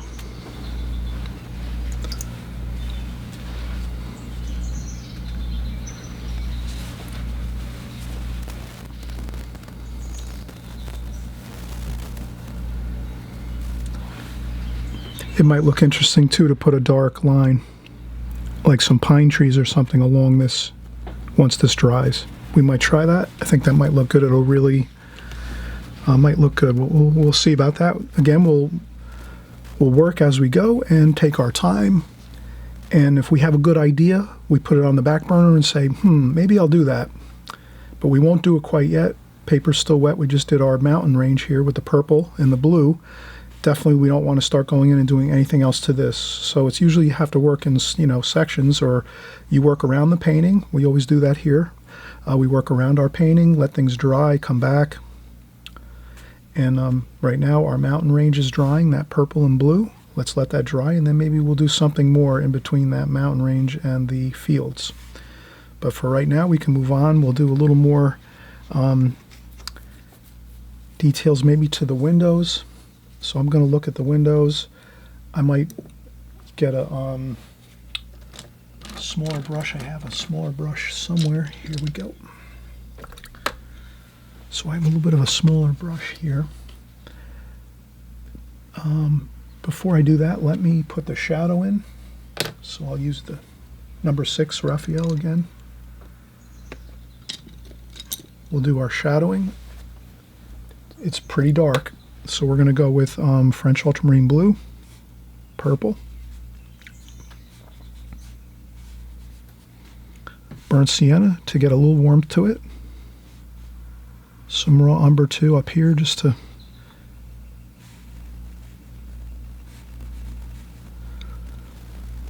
and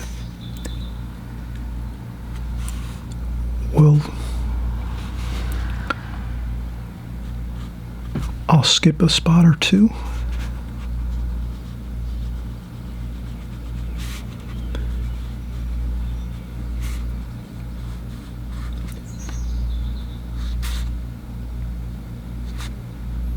Shadows are darker on the red, so the darker shadow is going to be on the red, and then across the white portions of the window that becomes lighter shadow. So we'll do the darker first, and the same thing down here. Shadow is much more dark under here. So I'm noticing that the dark shadow goes to about here. We'll keep it true to the picture.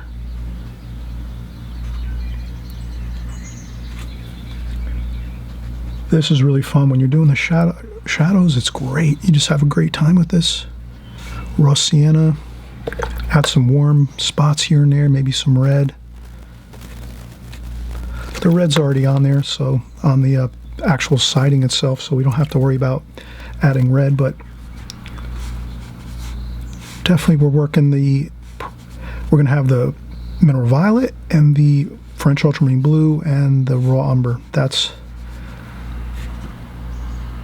We're going to have that for sure on the main dark shadow, and then we're going to put I'll make sure my shadow goes across here.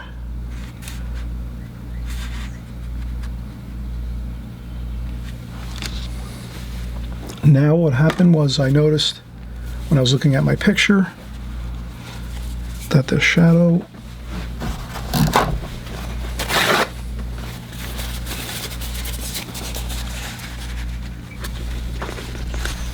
there we go. So I just took some paper towel, folded it in a sharp point like this to lift it, just because I went over an area where that wasn't in shadow. I have my paper towels and tissues on hand right next to me at all times when I paint. And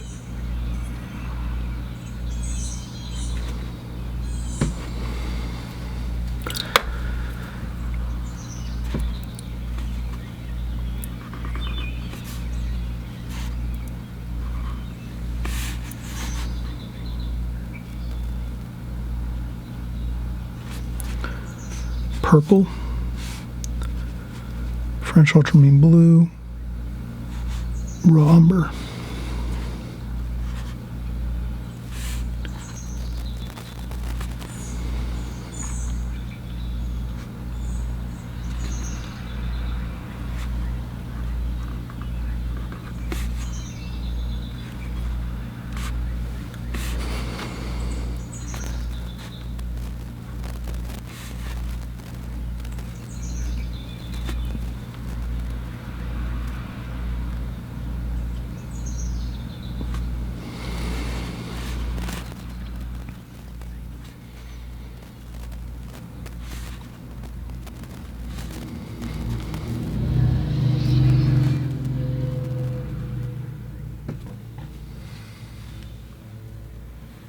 All right, so that's burnt umber and French ultramarine blue and purple.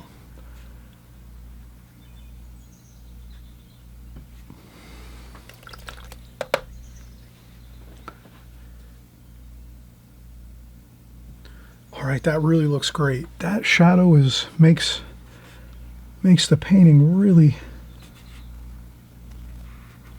It makes the light in the picture and the painting look really believable and strong, like it's a really bright sunny day. So adding that dark shadow there, you'll see it's got that great look to it. Over here, we will do a shadow over here. Same thing, burnt umber, burnt sienna, raw umber, French ultramarine blue, purple. I use Winsor Newton ultramarine violet for my purple.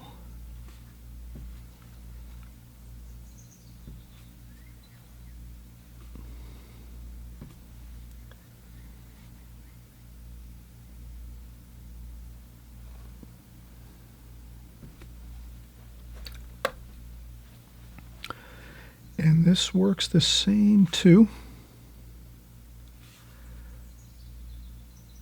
There's going to be a shadow we'll do across the windows.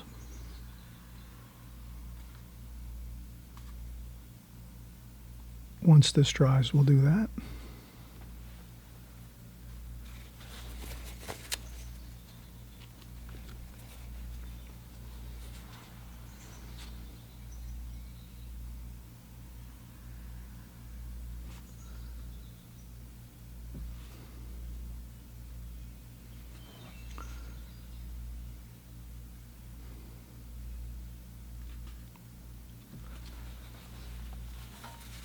If you go over a spot, you can always add some titanium white later.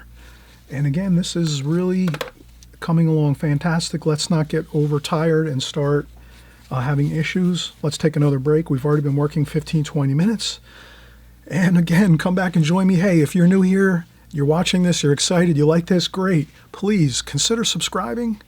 Also hit the notification bell. You'll know when our next video is coming out. We're always here once a week, every week, creating new paintings, some like this, some more simple, all different subject matter. You'll notice we do flowers, we do landscapes, we do buildings and scenes like this of beautiful shopping scenes and countryside scenes, cityscapes. We do, again, boats, the whole gamut we do here. So let's come back in about 10-15 minutes, and again, please consider subscribing so you don't miss out on anything. All right, we'll be back in just a minute. All right, we're getting back into gear here and we're getting set to go. Let's get started now on, I think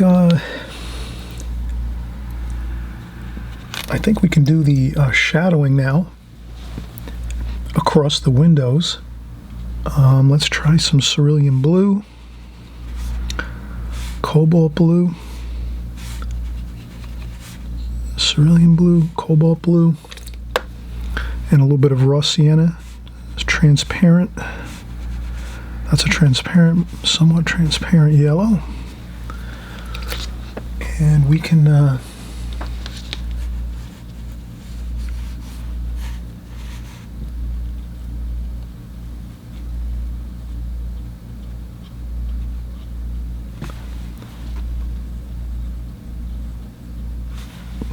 so I'm going to place some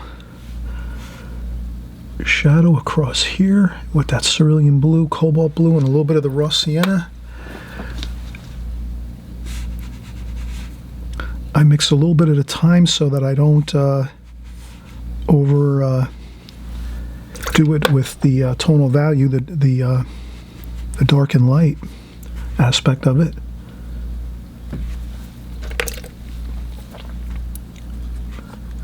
It should remain it should, you know, pretty much cool. We don't want to go a little bit of a raw sienna too is okay. That's good.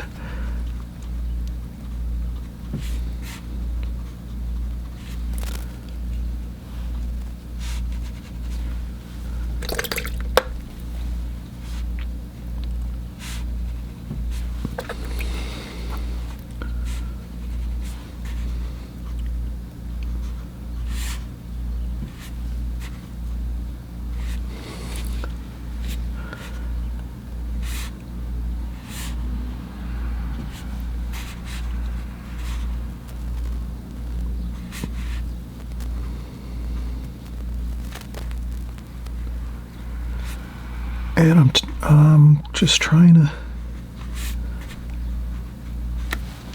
maintain my focus here so I keep to the, usually I'll start one line and then just work from there, make sure that I'm going all the way across on the same level. Doesn't have to be perfect, but we want to try to keep that same level for the shadow. That's how it is.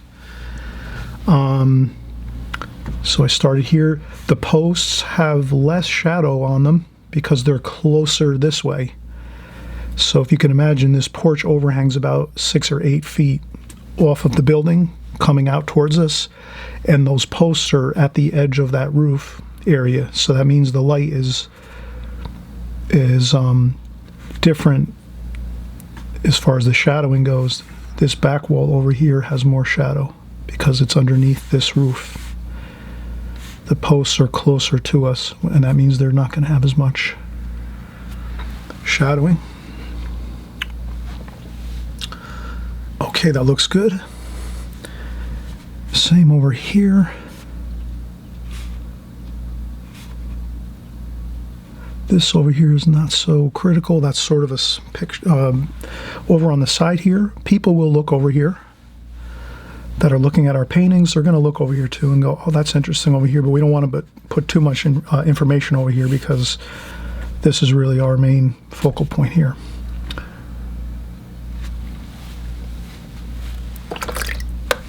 Okay, that looks good. Now I would say I'll pick up a larger brush. This is a number 8. I'll get some fresh water.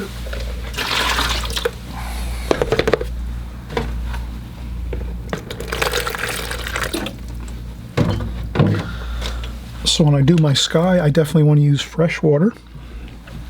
And I'm going to use a cerulean blue. The sky's going to be really mellow. I'm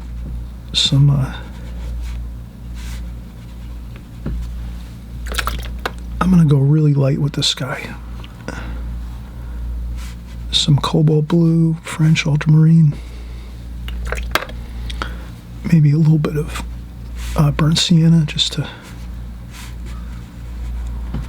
so we'll have a little bit of darker spots, but for the most part, pretty light. Let's go with a light sky. Then what I'll do is I'll just put some water on a few spots on the paper.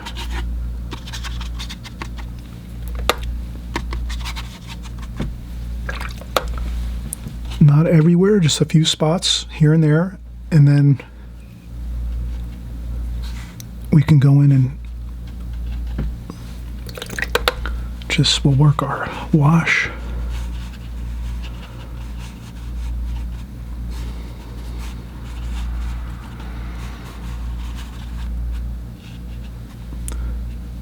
And I'm not gonna get too worried about the details here, just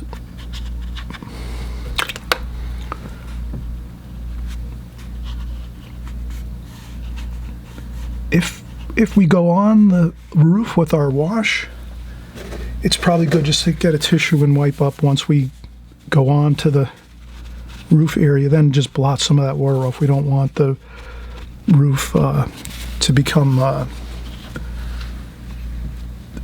too wet where the water starts to like flow and ruin the effect that we created earlier.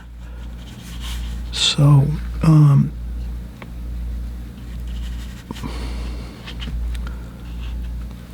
I think if we just mix things up a little bit here and there, we have some cobalt over there, some cerulean over here.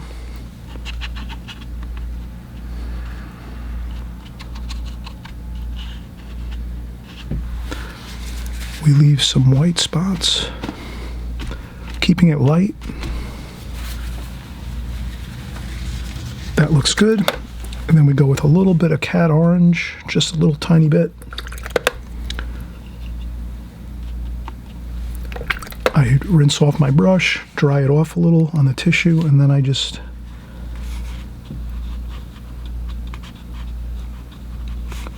mix it in a little bit here and there. Not too much water though.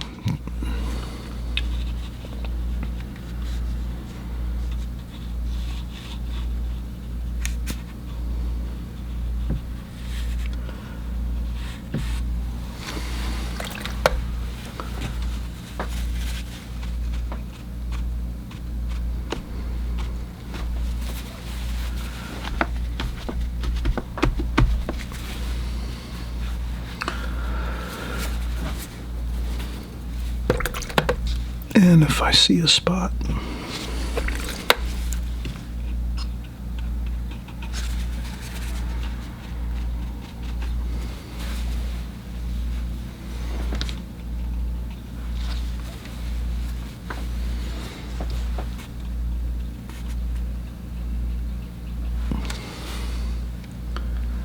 okay, so now at this point we wouldn't try to do any of the limbs of these trees here. And these trees, so that would be, we have to wait till this 100% completely dries, the sky color. We can work on the windows a little. And we can work on the fence. And I think we'll be pretty much completed. So let's work on the windows a little. Windows are cerulean blue for the shadowing. And then there's some raw umber we can mix in there for a little darker. A little bit of French ultramarine blue maybe.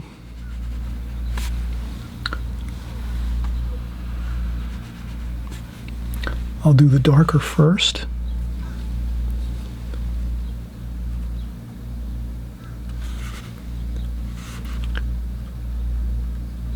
And I'm not going to be too worried about getting every exact detail. I'm just going to try to get the main feel for this.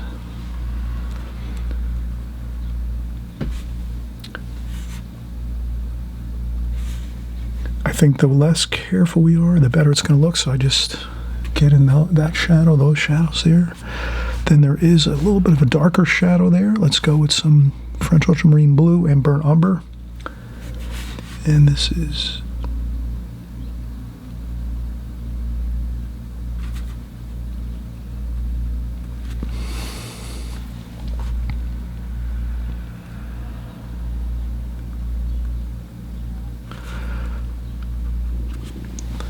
Okay, and I see a shadow along the right side here, so I'm just going to go down that way like that.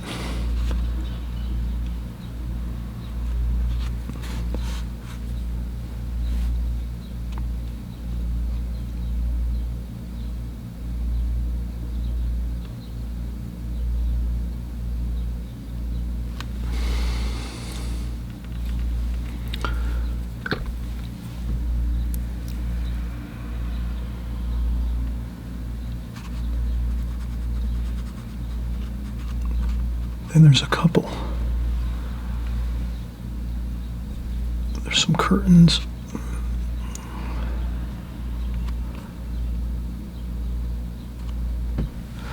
And that's good.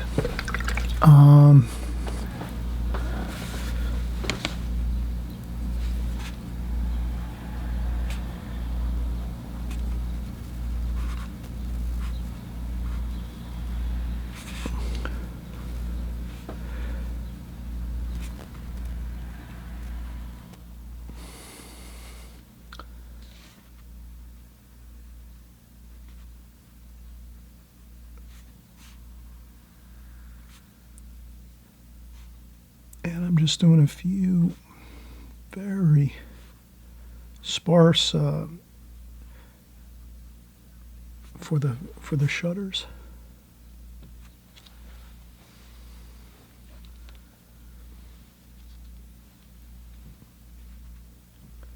And so that's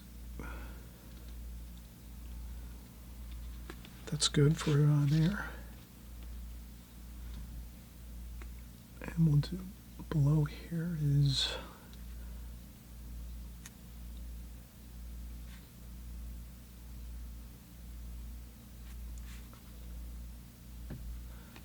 and I'm just going back and looking at the picture.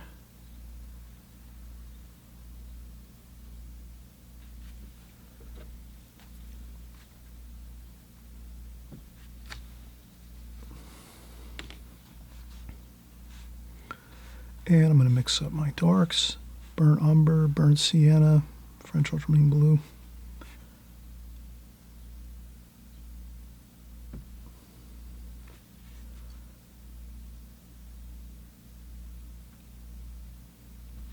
Good. Then there's a window up here.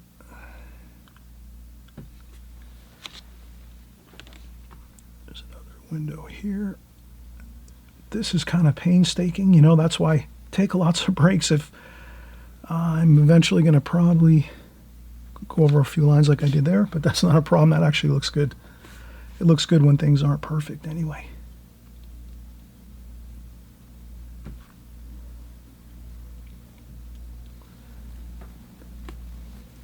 And these windows are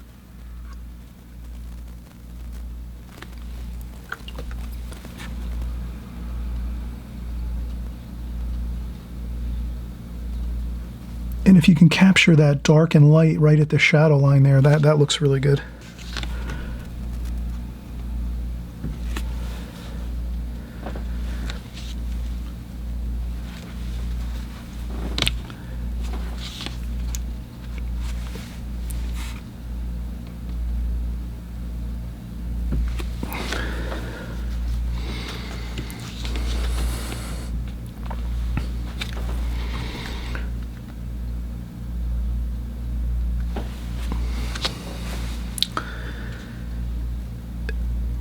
Okay, we're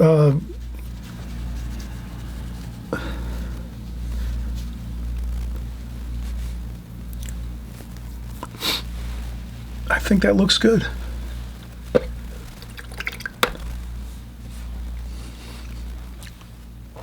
Let's take another break. We'll come back.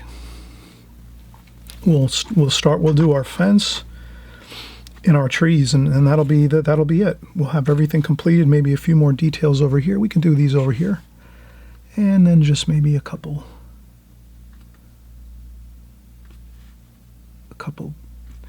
bit of window panes here.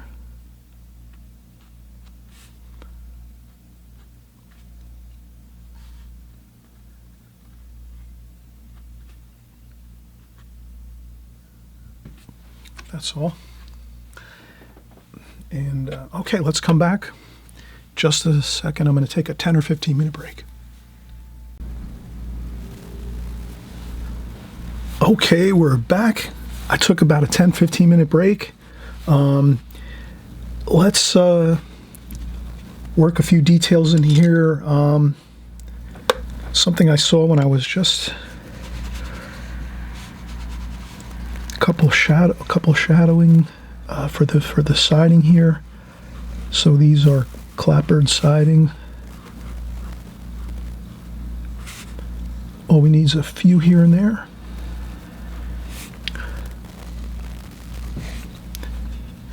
We can make a couple darker.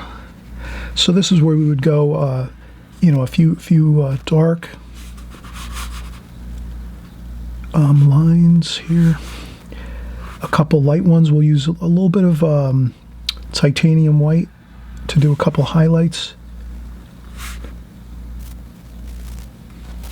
But that's plenty enough to... This is...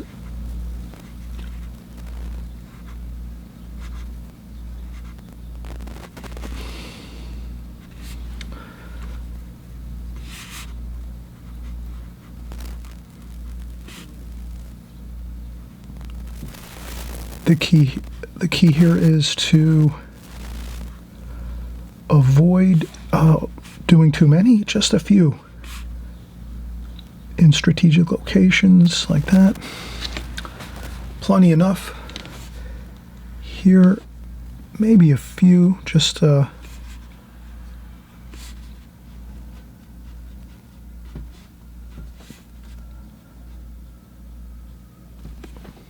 just do a few like that, just so we have that feel of the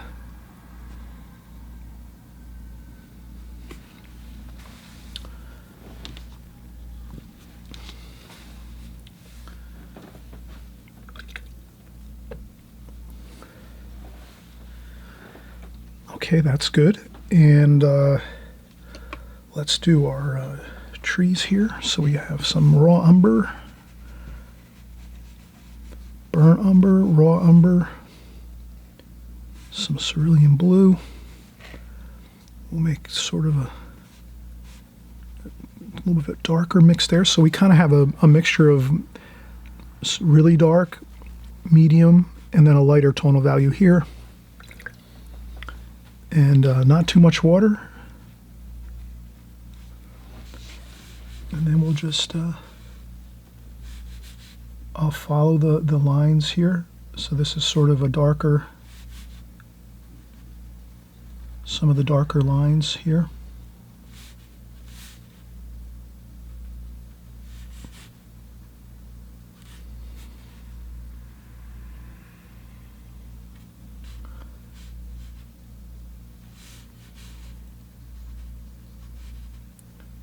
And I would go very light.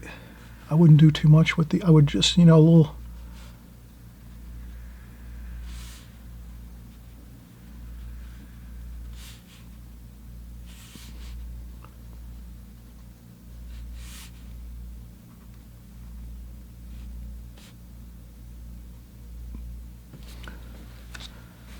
That looks pretty good. Maybe a few. I see some darker.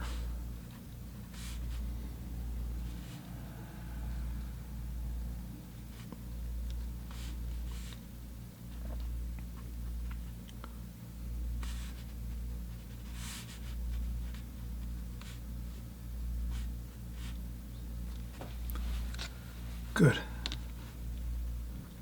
And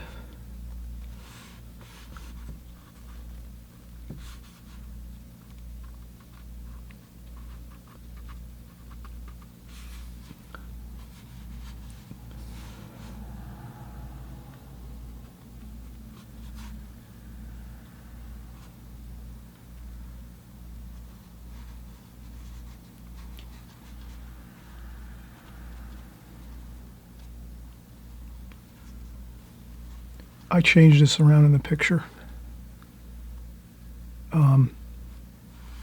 You might have noticed that there was a really large pine tree next to this building here. I wanted to go with more of a lighter feel. So again, artist liberty. Does that make sense? When you're creating a painting, you can change things around to suit the look you want in your painting. You don't have to say, oh well, there's a pine tree right there, I have to paint that. Not really. You can adjust your painting and paint it the way you want to paint it. You're the artist, right? You're the creator. You can create your painting the way you want to.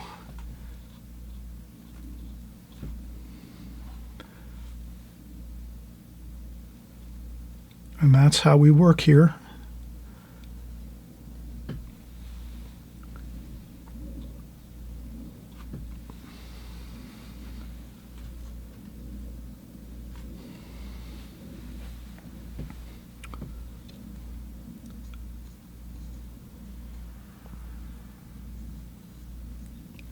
That looks good sometimes to just have some of the branches.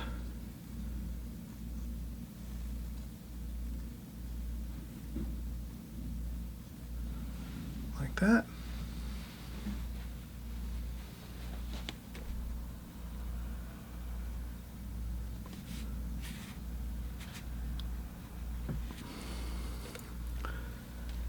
I'll put a darker shadow over here. There was some shadowing on this gazebo here.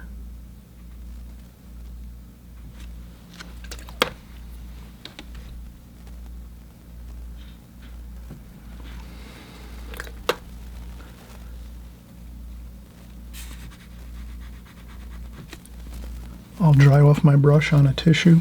So I'll pick up some paint, dry off some paint and water, and then just do a couple,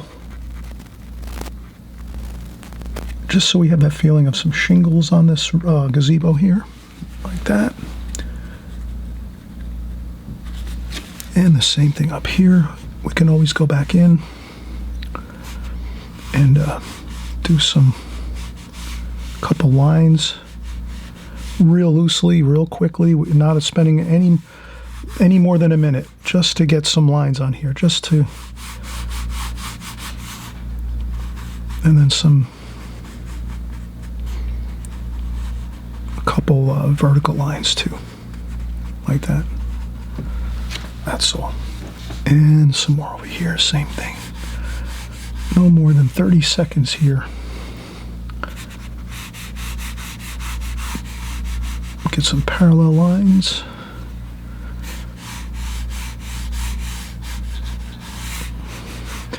Then just a few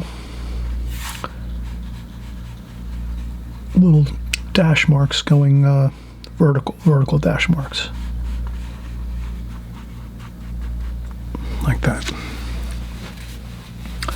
All right, we're almost complete. Let's see, one more thing we have to do is we're going to get our brush here, our flat brush. We'll go quicker on this.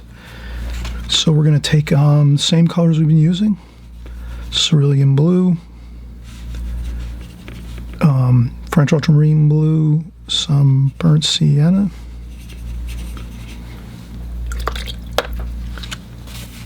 and a little bit of sap green. And we'll pick up some, we'll use our flat brush, our square brush. You can see how it's has a nice chisel point on it. And we'll just quickly do these.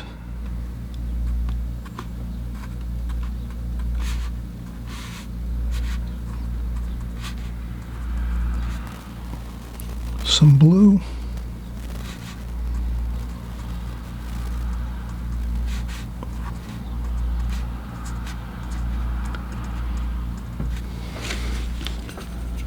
Then we'll go into the warmer colors, the browns and the reds, just to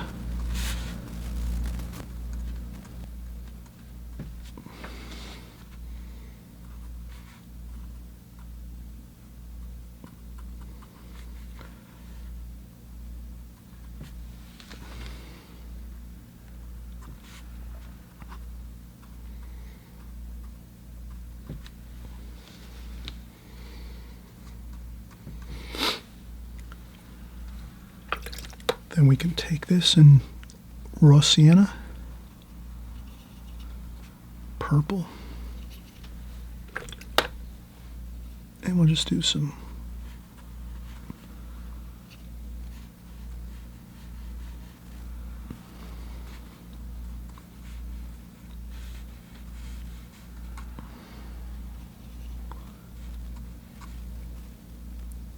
So I'm just doing some shadowing along the front of the fence with some purple and raw sienna, just to, you can blot up if you do too much, that's not a big deal.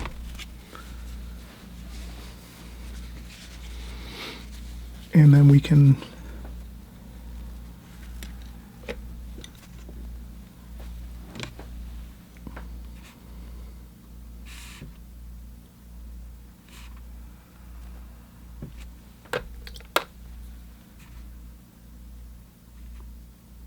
So I'm going to make this just a little bit of a sidewalk here.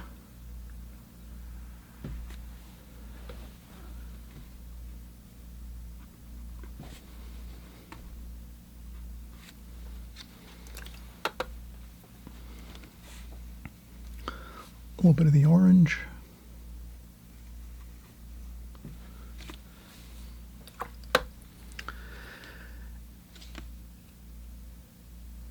Burnt umber. French ultramarine blue, cerulean blue, sap green. I rinse my brush off, a little bit of burnt sienna. And maybe I'll try to just do some shapes here.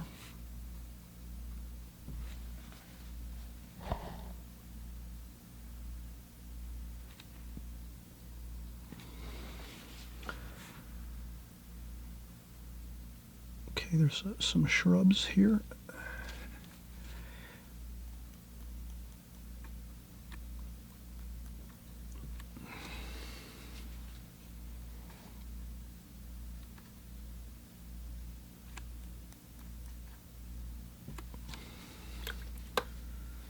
And we'll add some cadmium lemon yellow to those.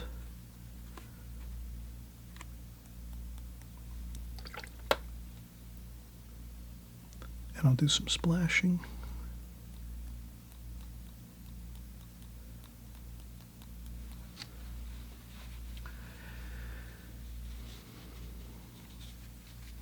Then we'll take our titanium white, Winsor & Newton titanium white. We'll add a little bit of yellow ochre to the paint, so that it's a little bit of a warm white. Titanium's pretty much just plain white. It doesn't have a lot of hue to it. It's just white. And what we can do here is add a few details. So I'm going to do this.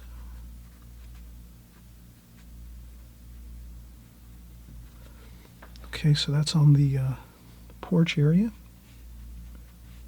and then this here too. Now also, I forgot to mention, there's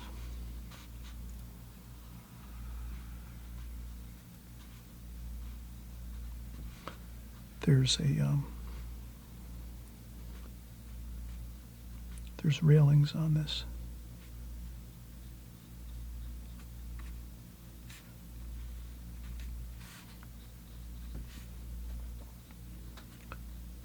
So I wanted to get in those railings, and they don't.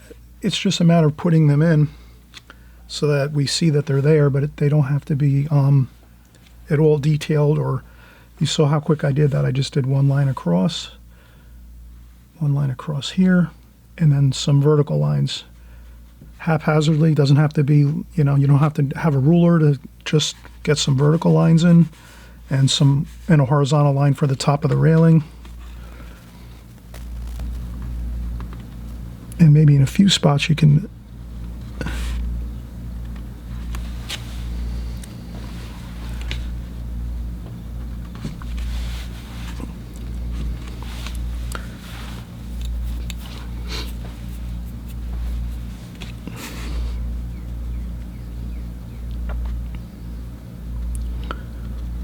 And I'll make a few just shapes, you know, maybe some, I'm thinking of maybe some different things that could be on here on the porch area, of like some antiques and things.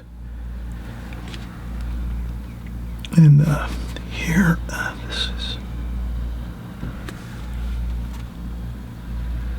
I meant to do this. I went over that before.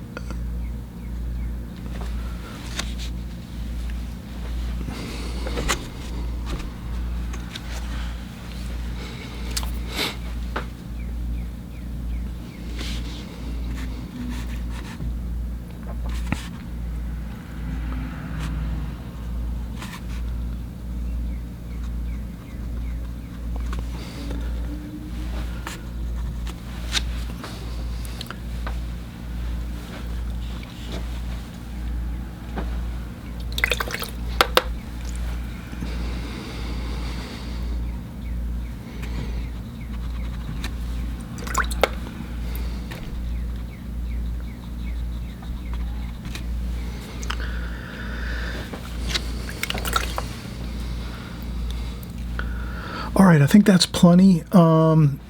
We could do some more details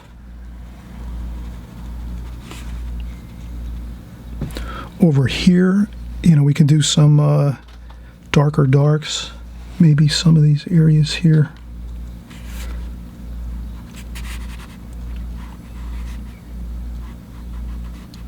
Underneath the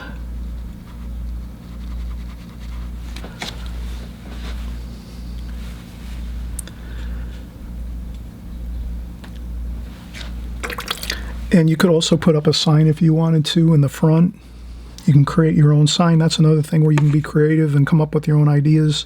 Maybe put up a sign on the roof, one of the roofs, upper roof here, or a sign on the roof over here by the door. There is a sign on the fence here. I did not put it in. I just I didn't put that in, but you know, you can create your own ideas too as you work on this painting, and when you're drawing it, pencil drawing it, you can add in your own sign if you want. Somewhere in the picture, you could decide where it might look good. But other than that, I think we're 100% complete. Let's we'll peel off the tape here and just again, you saw this painting in the beginning of the video, so but we'll just zoom in a couple minutes here.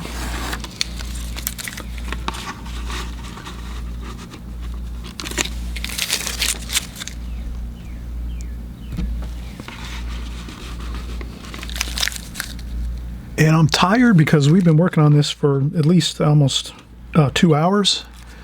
And I worked on it last night for about another 2 hours. So this is a lot of work.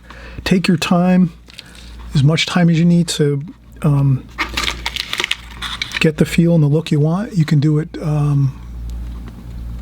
can create this painting the way you want it. You can do less details. You can do more details. It's up to you.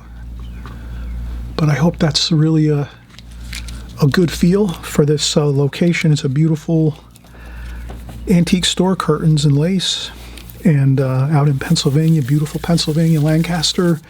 Everyone, thanks again for stopping by and watching, and we'll see you on the next video. Bye-bye.